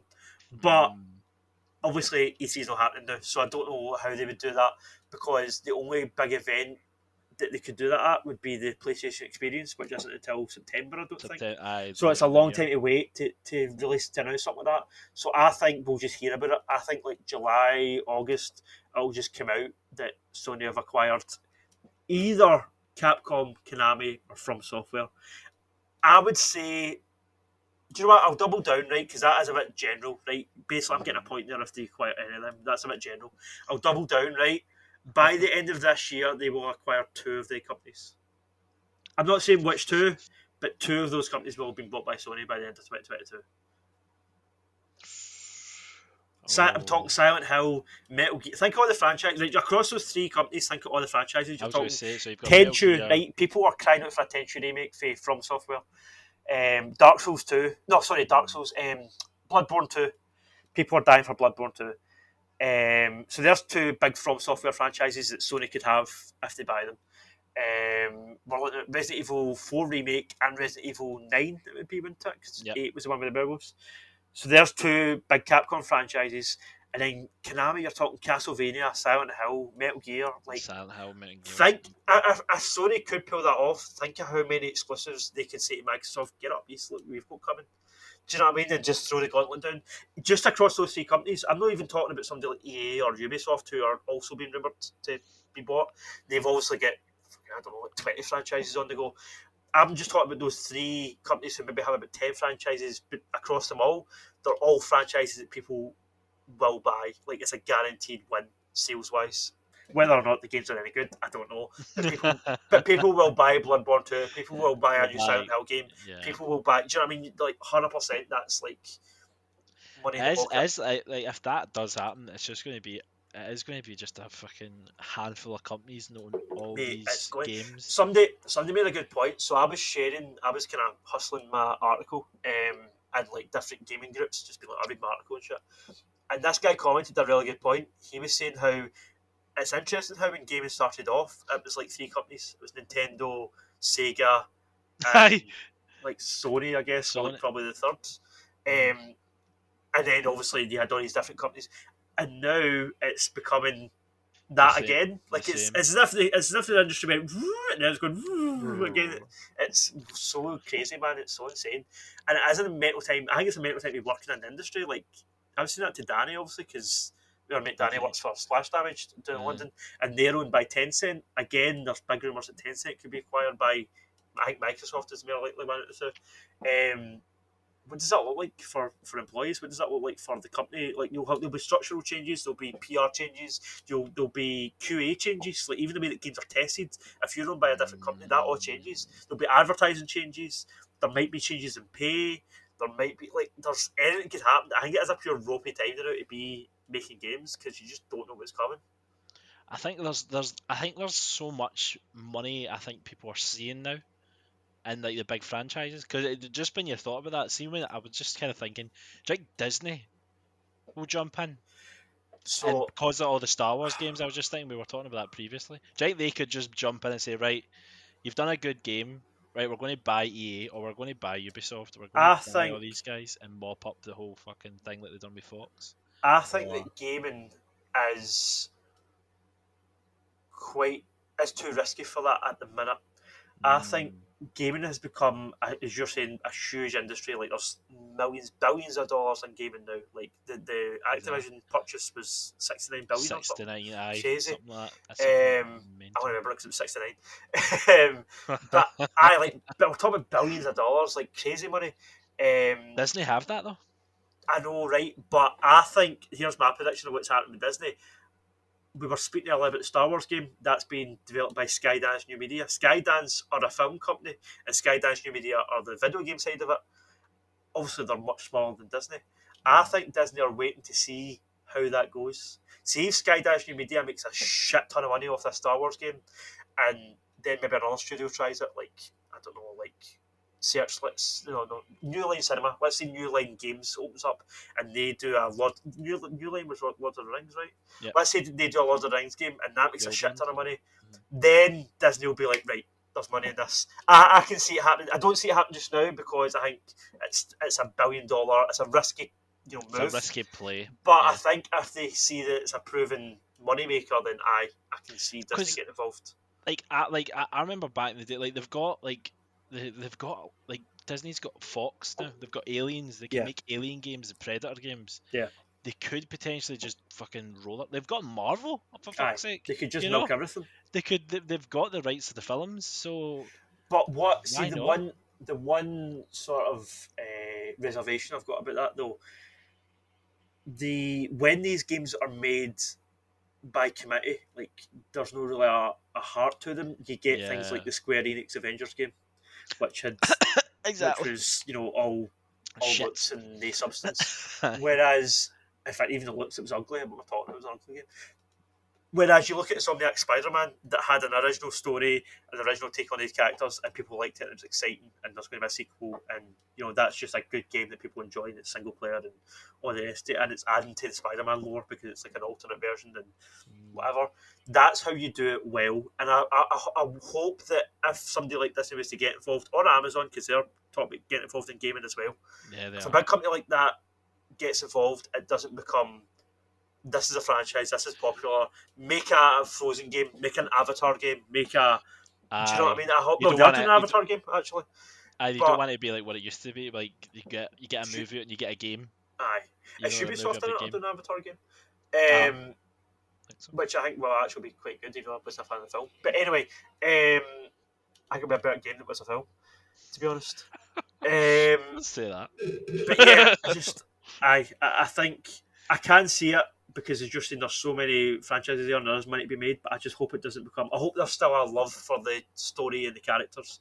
I hope it doesn't just become, this is popular, let's make a game. See, I think that they could do like that thing of, right, we're buying you as a company, you're under our umbrella, but you're still under creative control. If you completely fuck up and lose everything, we will take the reins.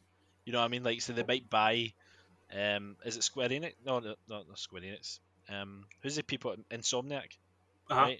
They might say, right, you're getting great films. You're doing one with Marvel. You're doing the Wolverine. You're doing Spider-Man. We'll buy you, and you continue to do like RIP, and you can do your own stuff as well. But just because the I don't know, I'm kind of countering my own factor, because I'm thinking they might benefit of like just slicing out the thing. So I've wondered that myself, right? We spoke about that when we did, I don't know if it was probably the old podcast, maybe it was this one, I don't know. We have spoke about it though after the PlayStation experience last year when Wolverine was announced and the Knights of the Old Republic remake stuff. God, that's been a year. Oh it was September, October last year, something like that. Oh God! It's been 6 months anyway. 6 months, that's not bad. So, when all that was announced, I did wonder. I was like, God, Insomniac are busy because they're doing another Ratchet and Clank game. Or they've just got one out. That's what it is. The Ratchet and Clank game wasn't out at the time, but they were doing that, right? They were doing Ratchet and Clank Rift Apart, was it called? And then they were doing these other two Marvel games. They're doing Spider-Man 2 and they're doing Wolverine. And I'm like, mate, you guys can't be sleeping. Like, they must just be in the office all the time. But I did wonder, like, will Marvel or Disney just basically buy that company and just be like, you are in charge of making an Avengers game, make an Iron Man game, make a Thor game, and just have them do their own universe of sort of comic book characters. But I think Insomniac would... I don't know if they would go for that, because I do think there is still creativity left in Insomniac. They're one of the few companies that aren't just all about the money, in my opinion. Maybe I'm totally wrong, but the impression I get is that they're still doing it for the love of creating stuff, and I think that would be too restrictive. Do you think they could say, well...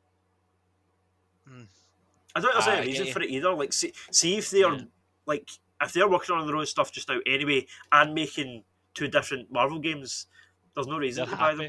Like, they're happy. It'd be a waste of money for Disney as well. It's just like, just let them do that, and that's let the money roll in. Because that's the other thing. Like, it won't be, I don't think it would be outside people that are outside the industry coming in. I think the only person that could jump in is either Amazon or Disney, because they've got so much money. Massive one, sorry. It'll be like the big cops, so Microsoft will be either... I don't think they would jump on anybody. They spent so much money on fucking acquiring Blizzard.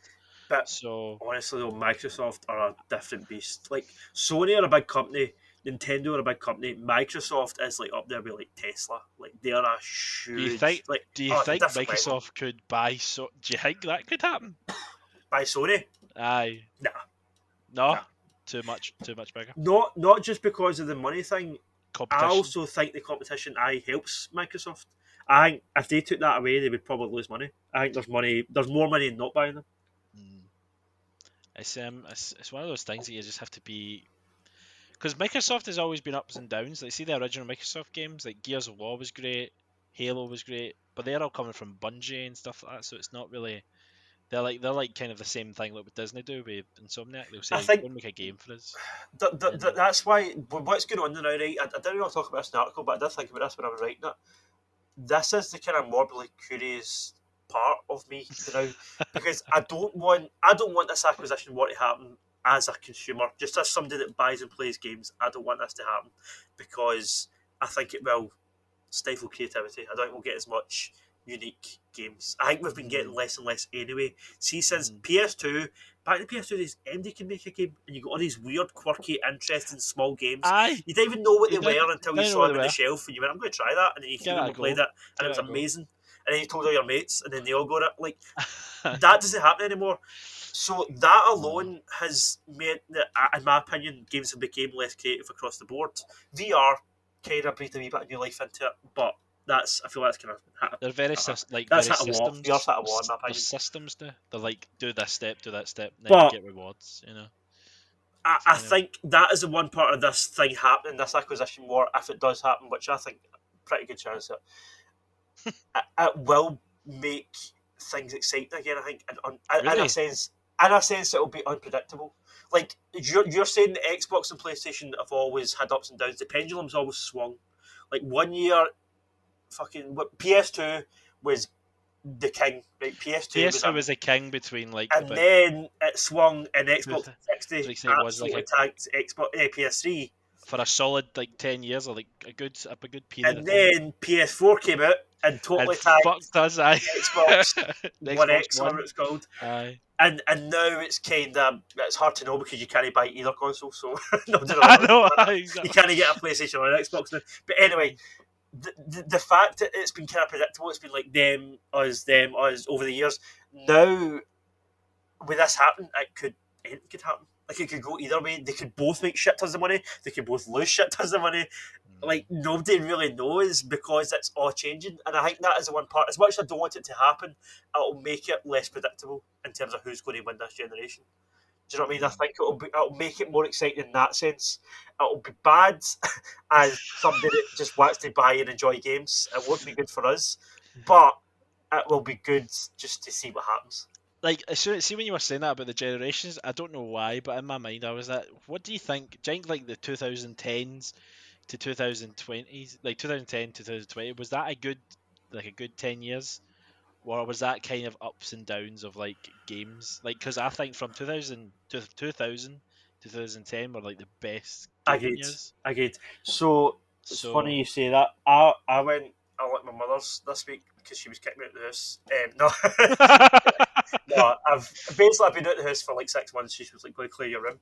So I went along, right, and I cleared out all my shit, and I've got bags here of all my PS2 and PS3 games, and see looking at them all,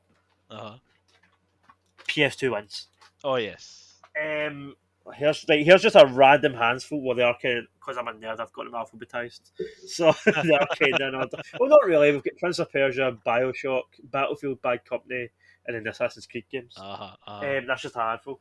But it's interesting just to look at them and see, as you said, like what I'm more thinking like in generations, but what decade was better? And for me, it definitely was that like I'd say from like 1996 to 2012 or that's really when games were at their peak. In fact, no, 2006. That's when PSC came out.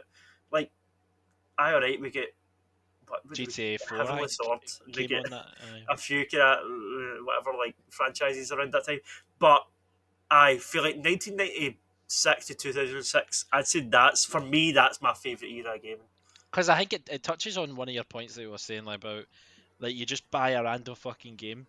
Now there's so much publicity on any game now that you go on review and you go, I'm not going to play that. You could literally just go into the store and just go, do you know what? Give it a fucking go. Yeah.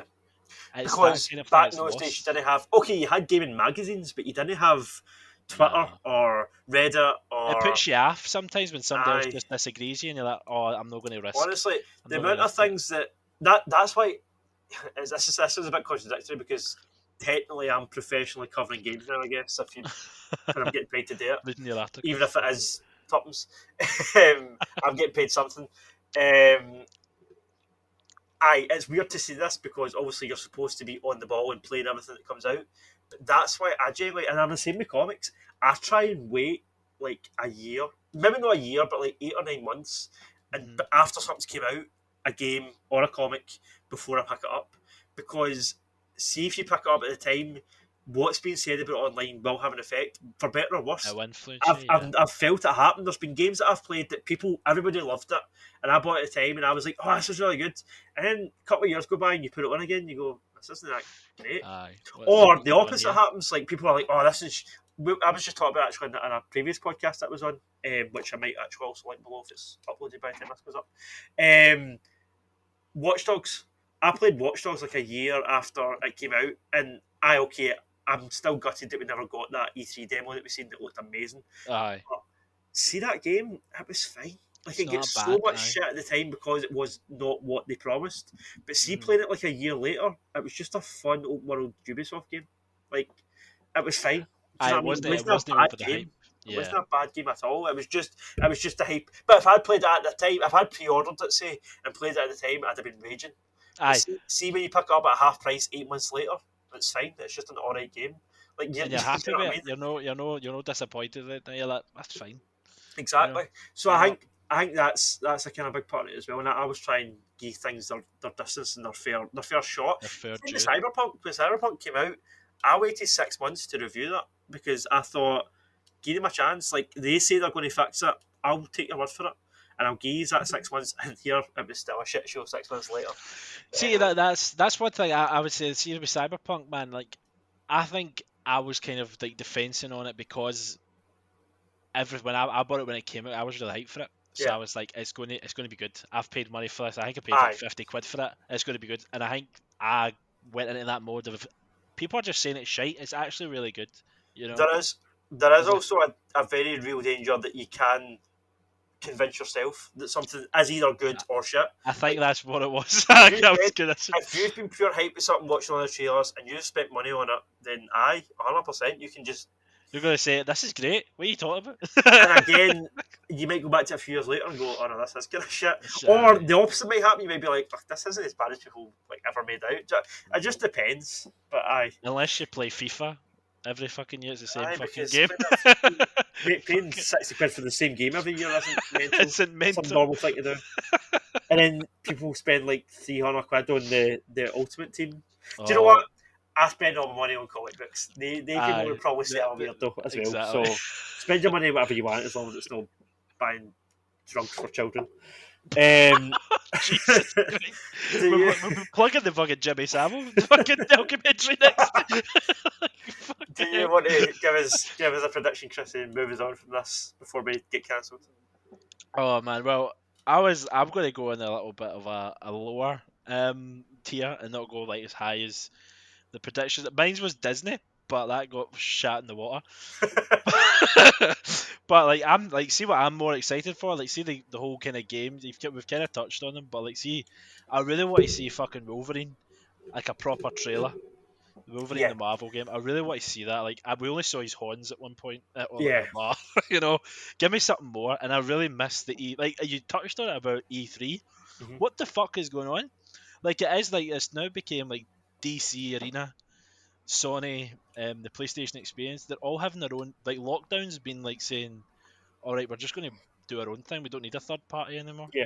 And it's like Well, we're losing that essence. talking about E3, it's been dwindling for years and it's been on the cards for years that it is going to go away, and that is quite sad for me because I always get quite hyped for it and I always like doing the predictions and stuff and getting everything wrong, but and then being disappointed. But I think what I'm talking about with this consolidation thing as well, with Sony buying everybody and Xbox buying everybody, there's going to be no reason to do, as you're A saying, there's no massive reason jump. to use a third party anymore. Like, Mm, see if they can just, if they've got all the games anyway, and they can just do a live stream and just announce, show a new Wolverine trailer or whatever, they'll just yeah, do that. they'll They'll just do save it. themselves a fortune traveling and setting up on the stage and do. They'll just get a green screen and put a developer in front of it and be like, "Hey, check out our game," and then just show a trailer. Like it's cheaper and it's easier, and Do you that's think where that? it's Do you going think to that's go. cult all that? Like, do you think like see, cause Comic Con and everything, like Comic Con was a massive thing, like back like 4 years Yeah, ago. Do you think that's killed all that now? Like, I that's think not going to I be think because COVID was the nail in the coffin for E3. I think the ones that will still go on. I think Comic Con will still continue. It might not be as big, but it will go on for at least a few more years. And I think the big gaming one that is a third party one that will continue is the Game Awards, because really the Game Awards, really. the I think both the gaming sort of That was the one I really questioned that there. I was at the Game Awards, I really. think no, I think I really not. You're fair enough, because it is about a laughing stock, that show, right? But I think both the gaming industry and like people that are developers and stuff, and the corporations at the top, and also the people that organise that show, and the gaming audience, all the one thing all the people have got in common is they all want gaming to be taken seriously No, as a medium. And I think having an awards show like the Oscars or the BAFTAs or BAFTAs, whatever yeah. Mm-hmm. is it legitimises it to some extent, and I think that will also. I think the corporations want it to continue because that will bring more money in from external investors. Because there's people that put money into gaming that have nothing to do with gaming. There's some businessman that sells oil, but there's money in gaming, so they'll invest in They'll that. Do you know invest what I in mean? it. So Yeah. it keeps people like that don't actually have an interest in gaming, but really are essential to keep it afloat. Keeps them on board doing shows like this. It also, it's entertaining to see people swearing on live TV and slipping on stage and being cringy. You know, it's just people like watching that shit. So I don't think the Game Awards will go away. I think they'll stick around because of that. Especially if they're acquiring from a corporate background, they would want that as well for Yeah, like the whole the publicity. only that's what I'm saying. I think that's the only kind of live third party show that will keep. Maybe Gamescom in Germany, that's quite a big one, but I think even that's quieting Yeah. down. And then there's a one in Japan, the Tokyo Game Show. Again, Japan is a different beast. They are really They're a intense in different. their gaming, but they also like they love mobile gaming so much, and like that Yeah, the Tokyo it's Game Show, like half it's just mobile games. It's crazy. But I and I think in terms of like actual like E3 shows, it'll just be like PlayStation Showcase, and Xbox will probably do something similar. It would just be a yearly thing where they'll just show their games. That's what I think will it's kind replace of E3. shite that. And Nintendo will do their what they call directs, Nintendo Direct, whatever it's called.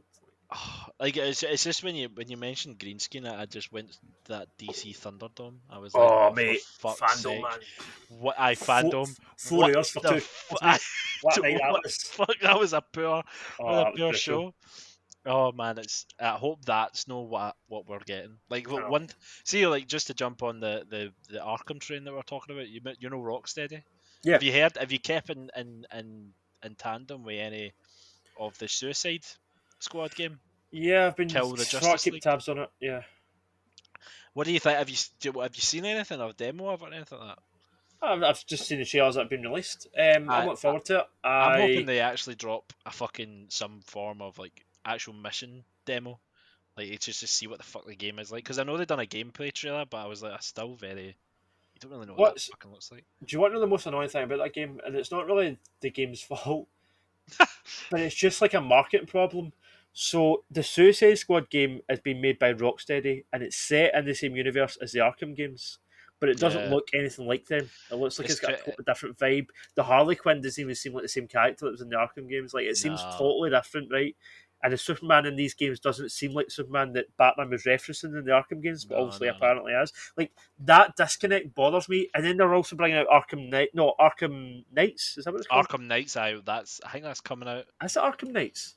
Arkham Knights is called. Ah, that's what it's called. Gotham Knights. Gotham Gotham Knights. Knights. Sorry, Arkham Gotham Knight was. Knights. I knew it was the Arkham Knight. Aye, Gotham Knights. Gotham That Knights. Gotham Knights looks more like a sequel to those Arkham games, and it's not. It's developed by the team that did Arkham Origins, Mm, which isn't even canon officially. So it's like that yeah. seems more like a sequel, and obviously, the trailer they're all like, Batman's dead. Now the Bat family has to take care of Gotham. Obviously, Batman's not dead, right? Obviously, he's going to show up Aye. at some point. Hopefully not. But is that the Batman that died at the end of Arkham Knight, or is that a different? It's so Aye. confusing. It's like, what is going on? That's the thing that's pissed me off about that game. Like, I can't get by that. It's like a poor endgame in it. Like the poor like Marvel like universe have like fucked up the whole kind of universes, I don't and know. it's just no right. But honestly, I think the answer is don't think too hard about it. Play the Suicide Squad game and just enjoy how dumb it is, and No, play the Arkham aye. Knight game or Gotham Knight game, Gotham and Knight. that may Aye. be quite good. Like, just don't think about it. I think that's generally the answer. Like I mean, I'm up for like the whole fucking. I've always had that kind of uproar with the Gotham Knights when it first came out. I was like, oh, okay. Batman's dead. I know. Yeah, I really only play the Batman games because Batman's Yeah, exactly. so But it's as I said, I would be surprised if he was actually dead the whole game. I'm pretty sure he'd well, turn up. I think do you know anything about it? The Gotham Knights is supposed to be the Court of Owls. Yeah, I'm doing No, Court Owls, yeah. the whole I know, point how do you is do Court Owls without Batman? the whole point of it is him. I know, the whole Like, point is Bruce Wayne. I know. So it's I like know. that's How do you completely do it fucked up. without? It's like The character. Morbius is a Spider-Man film without Spider-Man. It's like, what's the point? No, like Anyway, did let's not you? talk about Morbius. No, I was going to say, have you seen it? No, not yet. I've not put myself through that yet. They do reference one of the films that you hate, the Venom. So Yeah, I know they do. they do that, so you wouldn't probably like that Can't either. wait. Sony films, man. You Like, that's probably the just thing. walk out. That's what you walk out at that point. That's the thing, right? Fuck off. I support Sony in this gaming thing, right? I want Sony to make good games because I like God of War and I like Spider-Man game and I like all these Sony exclusives. Mhm. But see their films, mate. Their Marvel films, They're no great. horrible. Just garbage. Stop doing that. I hope Sony go bust. Even if it means we don't get our God of War game ever. See if that means we also don't get our Morbius film ever. I'm fine. I'll take that straight. You take that bullet. You feel like that's it. That's a bit of an exaggeration, but I. Right, we'll jump into another prediction. I think that Naughty Dog, they haven't said anything for a while. They will come out probably at PlayStation Experience, and they will show not one but two games. They will show The Last of Us remastered or remake. It's ridiculous that they're remaking The Last of Us, but they are. It's not an old game. Like, it's not a bad looking game when you look at it. It's fine.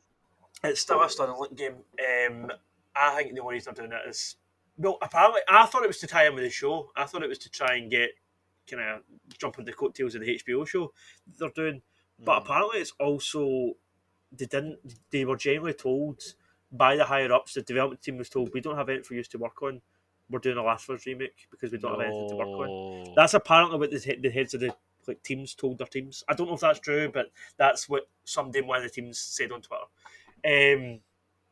So that's happening, right? The Last of Us remake's happening, whether you want it or no, whether MD wants it or no, doesn't matter. They're doing it, right? So they'll show that at the PlayStation Experience, and they'll probably give you a release date and stuff, and then they'll show another game that has no release date, and it will be a totally new IP. It won't be an Uncharted game or a Last of Us game. Thank It'll God. be... I thought you were going to say Last of Us 5. I was going to say, fuck you. Skip 3 and 4. I was like, what the fuck? Do you mean Uncharted 5? Uncharted, what did I say? You said Last of Us. Uncharted 5, sorry. No, I think they'll show... I think it'll be something totally different. I don't think it'll even be set on Earth. I think it might be like a space game or like a medieval game, like a Skyrim type. Like, I think it'll be something totally different, like totally unlike Last of Us and Uncharted. I think they'll do something totally new that you don't expect. Do you think they would do something out of their kind of realm, like would they do an online game? That's what I'm saying. It'll be like I think it'll either be like a sci-fi futuristic, like Starfield type game, or it'll be like God of War, Skyrim, like fantasy, ancient thousands of years ago type. I think it'll be one of the other. That's what I can see Uncharted coming out with one of those. Because what is their main IPs? Like, it is just Last of Us, Uncharted. Just the two. They're So the two Rockstar. main ones. Let's just get two. So the Last of Us remake, that's happening. They'll come out and they'll say that'll be coming out soon. They'll be like, that's good next year, say next late 2023, like whatever, right? And then they'll show a game that's probably not going to be until like 2025, and that'll be this new IP. But there won't be any date. That'll just be it'll be a CG. It'll be a CG teaser. And it'll be a teaser and a logo, and it'll just give you the idea, like, oh, they're doing a sci-fi game, or they're doing an old, like, Lord of the Rings type game. Like, it'll be something like that. But that's what they'll show at PlayStation Experience, I reckon. That's my next prediction. Alright, okay. Well, I predict fucking... What was I going to say? Just because you said Lord of the Rings, I was going to say Amazon buys Ubisoft. For some weird reason. Amazon buys Ubisoft? Right. I was going to say... Amazon... Is Ubisoft not the one that... like made a Lord of the Rings game before? No? Am I completely fucking No, God, who makes the Lord of the Rings games? It's that studio. I feel like there was the guys that done oh fuck them, Tom Clancy. What are the Lord of the Rings games called again? Shadow or Mordor? Shadow and Mordor. I'm a bit tipsy by me, which is why I'm forgetting that shit. Let's see. Monolith Productions, owned by Warner Brothers. Oh So well. WB Games, basically. WB Games. That did the Lord of the Rings game recently. I'm with you that someday we'll buy Ubisoft. I do agree. I feel like Ubisoft is like a thing that is kind of in the water because like they've got Assassin's Creed. Listen, They're kind of they're I fucked up hate there. to even put this out there, right? But I can see Microsoft buying them. I hope it doesn't happen, but I can see Microsoft buying Ubisoft. But like, what has Ubisoft really got? Like Watch Dogs, Assassin's Watch Creed, Dogs, Assassin's Far Creed. Cry. But like, They're it's probably like the big three. Assassin's Creed. It's like Assassin's Creed 14. You know, it's like But listen, Far Cry 7. that's the thing. Assassin's Creed was falling off in terms of popularity, but they kind of semi rebooted it with that Origins game, and they made it any more like an RPG, and people are back at like it's doing well sales wise. So that'd be a big get if they did get them. Far Cry has kind of faded. Like Far Cry 6, I don't think did that well. Sales wise, I think it did okay, but I don't think it did like gangbusters sales wise, and it didn't do that well like critically either. I think it was just decent, like sevens, Like, sixes, and sevens. see, did you ever play the For Honor game? No, I've got that. I got that on PlayStation Plus, but I've never played it. No. I really liked it. Like, it showed like the guys know what they're doing in the Ubisoft team. Like, the reason I want Ubisoft to be bought is because I want another fucking Tom Clancy Splinter Cell. I want to see. They're doing it. No, I know, but it's They're not doing come it. out yet, is it? No. Don't know anything about it, but they are making a Splinter Cell game. That's all we know. They're in the talks of it. Like early stages. I want that to be like a whole new franchise. I want like 4 games to come out of it. That would be great, and I think, well, if the first one does well, I think that will happen. But I don't want it to be exclusive. Like I've got a PC, so it doesn't matter to me if like I can't play. You'll get it. Like I can play it something, but I don't want like Splinter Cell to be an exclusive game. Like that's shit. I know. Do you know what I mean? I would rather like MD can just play it, and like if I'm talking to somebody that's got a PlayStation, I can be like, oh, play Splinter Cell. Like, they can just do it. Like, see the fact that I don't know. Exclusive. I've just never been a fan of it. I realise why it's there. I realise why it's important, and I realise that certain games couldn't get made without it, and all the rest of it, and that's great. But I think it would be better without it. I think the industry would be better without it. Well, no, not on like a logical level, not on like a financial level. From a business side of things, they wouldn't be better off. But we would be better off. The gaming audience would be better off without exclusivity. Do you think? I was just thinking, like, see, Epic Games. They're not owned by Microsoft, are they? I don't. They're not owned by Microsoft, but they do a lot of Microsoft IP. Yeah, they've done cross promotion shit before and exclusive stuff on Microsoft consoles and stuff. Because I know Gears is quite that's usually with them, but they had a deal for them. They could jump on because Fortnite's by them. Yeah. So, like, they could jump on, and like Fortnite is insane. Fortnite's huge, but I also think Fortnite's like not only huge on like PC and what you call it, like it's Fortnite's kind of went beyond and just become a pop culture thing, like Minecraft. Exactly. It's not even tied to a console. It's just something that Wayne's play, and they have T-shirts and they have toys and it's just a pure money make machine. Like it doesn't even exactly. So like, why Microsoft should just jump in? Yeah, just buy it. I do wonder. Microsoft seem to be waiting until companies are doing really too bad. Yeah, terrible. I wonder if Epic are riding too high at the minute. Like, see if another battle royale game comes out and thingy goes away down, like Fortnite, nobody gives a shit. Then they'll buy them. Do you know what I mean? I think something like that would need to happen. They're sneaky. They're sneaky. Well, how do you? Why? Capcom's not really done that bad. Like you were thinking about. Sorry. No, Capcom haven't. But Capcom. It's like different levels. Capcom are at a smaller level, even though they're doing well. Like think of it like football leagues. They're top of their league, but they're in the third league down. Do you know what I mean? It's like Fortnite's top of the Premiership. They're like, do you know what I mean? They're like flying high. Like they've got all the money in that. And then Capcom doing well. They're like Division 3, so it's like they're still affordable, even though they're doing well. They're still, and Konami's not really the same. Konami of pissed off all their fans because they're not making any games. But yeah, I love that. That's what I'm saying. That's why I was hesitant when I made that prediction earlier. That's why I was hesitant to include From Software, because From Software are doing well. I'd say they are maybe not the top league, but they're like, well, maybe they are the top league, but they're like Arsenal. Do you know what I mean? They're like fourth or fifth in the league. They're doing well, but they're not like crazy money. You know, like I think I was using football metaphors here. But I know that made sense to me. So when you're talking about it, I was like, yeah. What about Bethesda? Giant they're up for grabs. Bethesda are already owned. Microsoft bought Bethesda. Did they? Yeah, 2018, 19. Oh fuck me. Yeah. I was just thinking of Skyrim then. I was like, Bethesda? There you go. The next Elder Scrolls will be a Microsoft exclusive. It's not going to be a Sony consoles. Oh, right. Oh, God. And I think the same's to be done with Starfield. I don't think that's going to be in PlayStation either. I might be... No, I'm not pretty sure. No, Because I think remember I Starfield, saw a I heard trailer that, and at the yeah. end it does say Microsoft exclusive. Aye. So Yep, there you go. yep, There's yep, two massive Bethesda IPs that are both exclusive games. That's what I'm saying. That's what's going to happen. It was happening in the Xbox 360. It did happen, but like, I feel like we fiddled out in that, and it was like the next 10 years we were all everybody was playing all the games. We just got cross-platform fucking gaming. I know now. I believe like I could play with you on that. I don't know what game that is, but it's a wee arcade game. You're a wee Rocket League, car. like Aye, the big and then sort they're of fucking that up.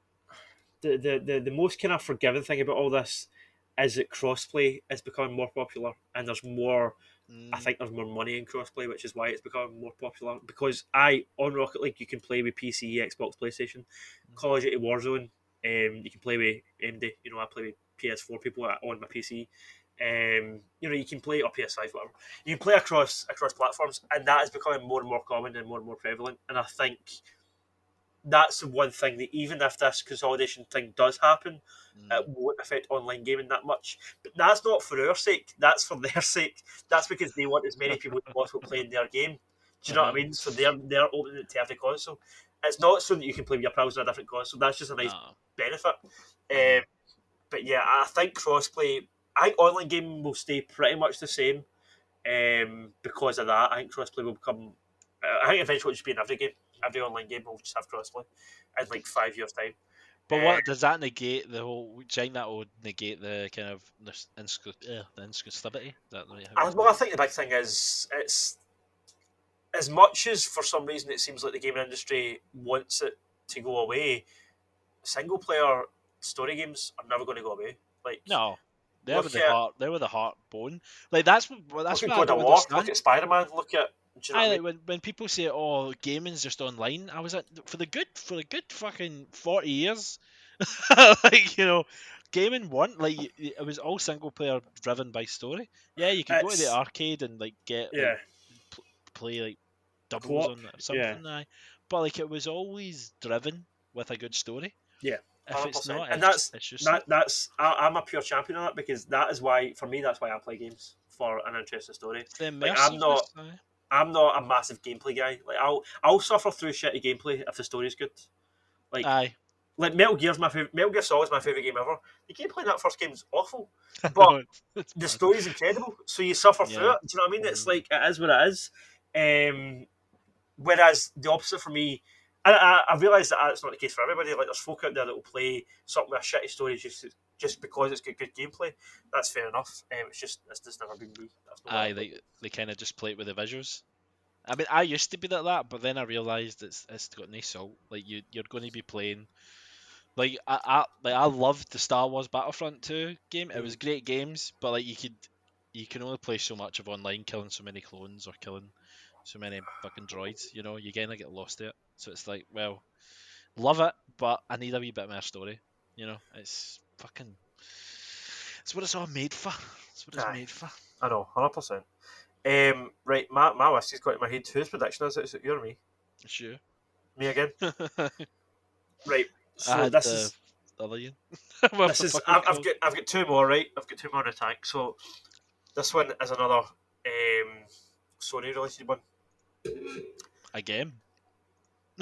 Sorry's just buying up everybody. compared to you. You're just like, they're made of money.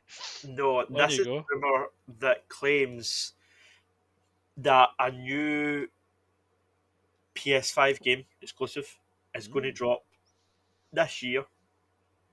It's going to be an exclusive IP, something we've not seen before.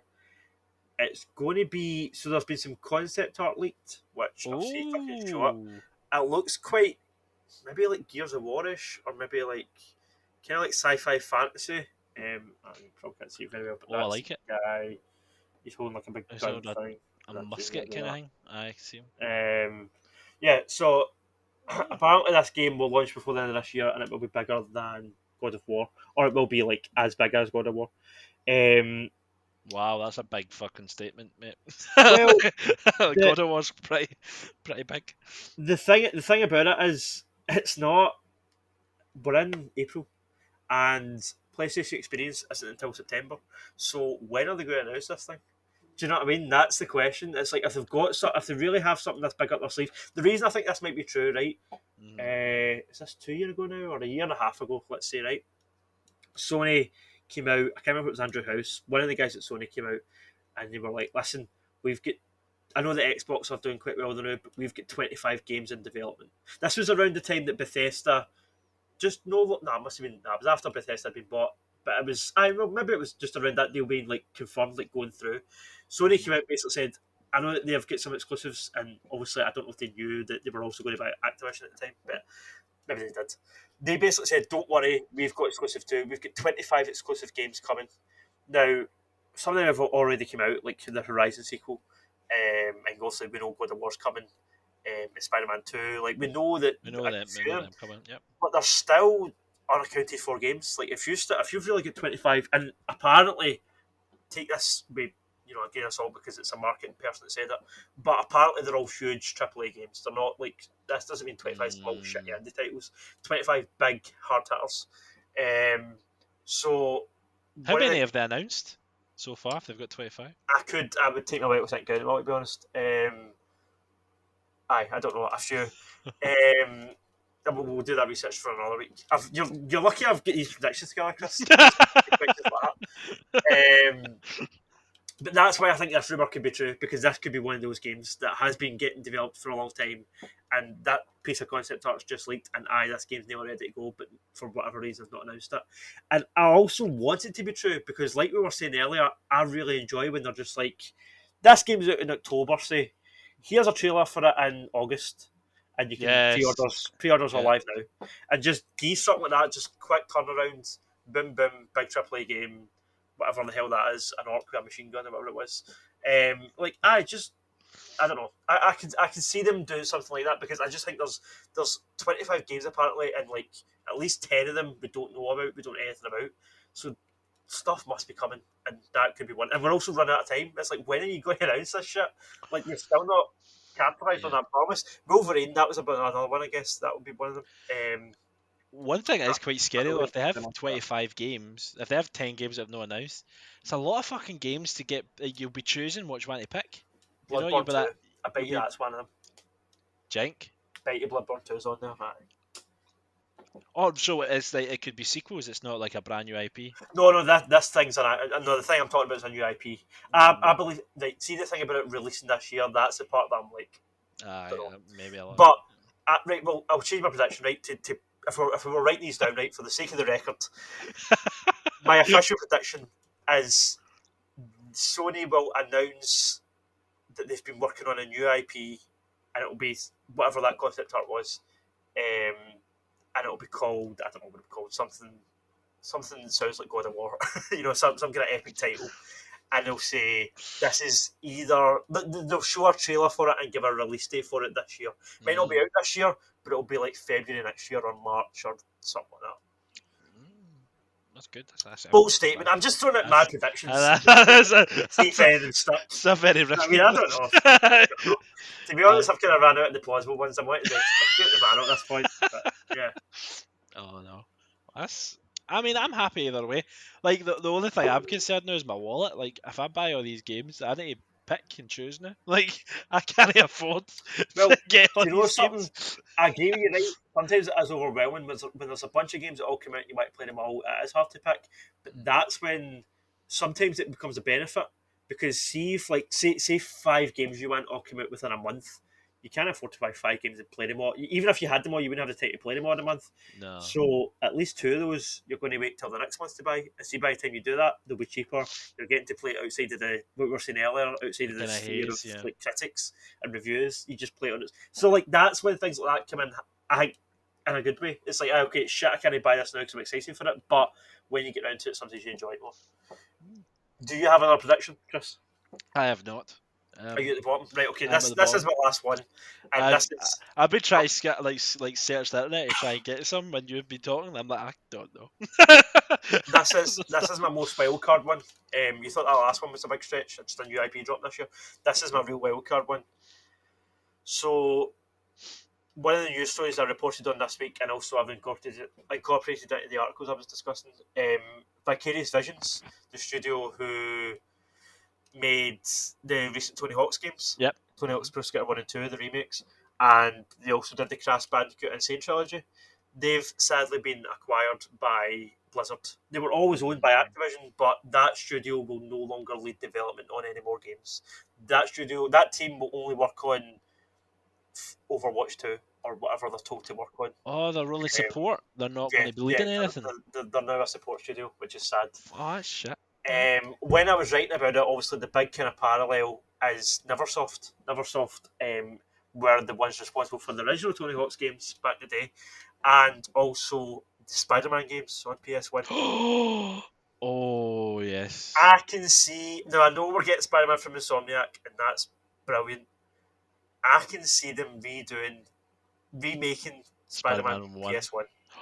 That would be... Like the voice of Stan Lee at the start, and the Venom symbiote story. Oh, and I Black saw Cat you. turning up. And I saw that fucking trail of cookie dough before you even laid it. I was like, oh, he's going to say this. Oh, that would be amazing. And this isn't also confirmation, but the Spider-Man, the original developer, has said that he would like to remaster it. He said it's not to him. Right, okay. There's lots of red tape, but Chad Finlay, his name is, he did an interview with Chad. Chad. He did an interview with Gaming Bible, and he said, I would absolutely love to do it. I love Spider-Man. It was a great nerdy character with stories that always have positive messages and themes, but also still being exciting and fun. Stuff that we really need these days. That said, there's a lot of red tape to cut through before we can get to remake this game. So, obviously, Disney owned the character. Well, Sony owned the character, but kind of Disney. And you've also got Insomniac's game, and you've also got all the licensing stuff. So, there's a lot of red tape to cut through, but if they did it, imagine.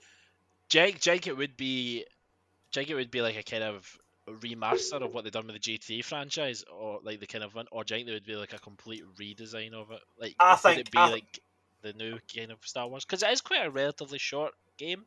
Yeah, I think it would be a remake. I think it would do 1 and 2. I think it would do the 1 and 2 as well. Yeah.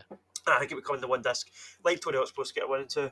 Yeah, so the Spider-Man developer, he wants to do it. People want it, obviously, because what a classic game that was. Yeah, that classic was a team. And like, we've got this on it one, and that's cool. But imagine having this as well. That would be awesome. So, last prediction, just pure wildcard prediction thrown out there. We see that announced at some point. Probably not this year, because like he's saying, there's still loads of red tape. But the fact he said he wants to do it, I think that gets the ball rolling. And I think maybe this time next year we'll hear about it. I even think it is possible because, like, see, even like Spider-Man games when we were growing up, like you had the Spider-Man Unlimited, which I think it was either like it was a comical version.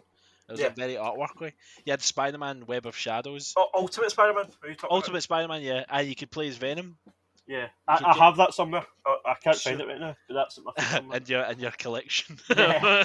But like, under bags and stuff. There was multiple games, as is now there's multiple movies of them. So there could be a place where Disney just say with Sony, just say on you go, make it. You know, it's not going to be a big problem. It might not make as. Insomniac's also the big money maker, but they could also do a remake. I mean, look at Resident Evil; they're doing like their new games, like Resident Evil 7 and 8, but they're also doing the remakes of the old games. So it would be the same idea. It's like here's a new Spider-Man game, but here's a remake of that old one that you loved. We new ones like sprinkled in, you know, like updated characters, blah blah blah. Yeah. could have like new stories or something that the guy wrote. Maybe they had a third Yeah. one in the works, but they never got Well, they done anywhere. that with Crash, didn't they? They did the insane trilogy, and then they did the fourth Crash game, even though they'd done that fourth Crash game that was shit years ago. They just done it properly. They just did it properly. So yeah, Oh, why not? there you go. There you go. That's the last of my predictions. That's it. There you go. We'll come back in, I don't know, the end of this year, I guess, and see if any of these are true. Hopefully, I've got an updated camera by then. I'm no fucking like stuck in the Still, you get 2000s. antique fucking. Like fuck. Yeah, so the most likely one I think is that Sony will buy a big company, whether it's Konami, Capcom. I think that will be the kind of dead cert. Everything I said tonight. I was gonna flag out get like somebody that's going to buy Square Enix, but I think they're just thinking about that there. Square Enix is quite a big fucking studio, you know. So like they're not kind of going down or anything. I think they've got the Final Fantasy stuff, haven't they? Aye. Square Enix, so they're not going to go any. Sure. I don't think they're in a dip. So, but I don't think they would leave Japan. I don't think they would care if somebody else took the Avengers game away from them. I think that was a bit of a payday for them. And I think if Insomniac or Hyundai was to make an Avengers game, I don't think it would be any issue. Like, it wouldn't be like, oh, that's your game, because it's like, it was shit. Who cares? Like, why are you holding on to a dead franchise? Do you know what I mean? I think like that was either like because it's a very like, I don't think it is a very Asian company. It's Japanese in it, so they do like very Asian style artwork. Yeah. So I think they were just flung in and just said we're getting paid a shit ton to do this. Get paid this. Like, get the Avengers. The movies are big now, so why not? Aye. Why not? And it might. Do you know? It might have been like a power play to say, do you know what? If we get this, we can fund so many Square Enix projects that we want to do. Aye. You know, it'll be that kind of thing. It's a toss up sometimes. Right. I think we're going to wrap up on that lovely 2-hour note. Yeah, we'll be back. I know we went off for a while tonight. We'll be back next week to talk about some other pop culture bullshit. But until then, Chrissy might have watched Midnight by then. I will. He might have a better camera. Hopefully have a better camera and watch Moon Knight, and I'll catch up on Better Call Saul so we can talk about it. Aye, good man. Well, I'll put that on my checklist. Right, folks. Chrissy, do you want to do Massimo's sign off since he's not here, or do you have your own sign off you'd like to take it away with? That's all. Jesus Christ.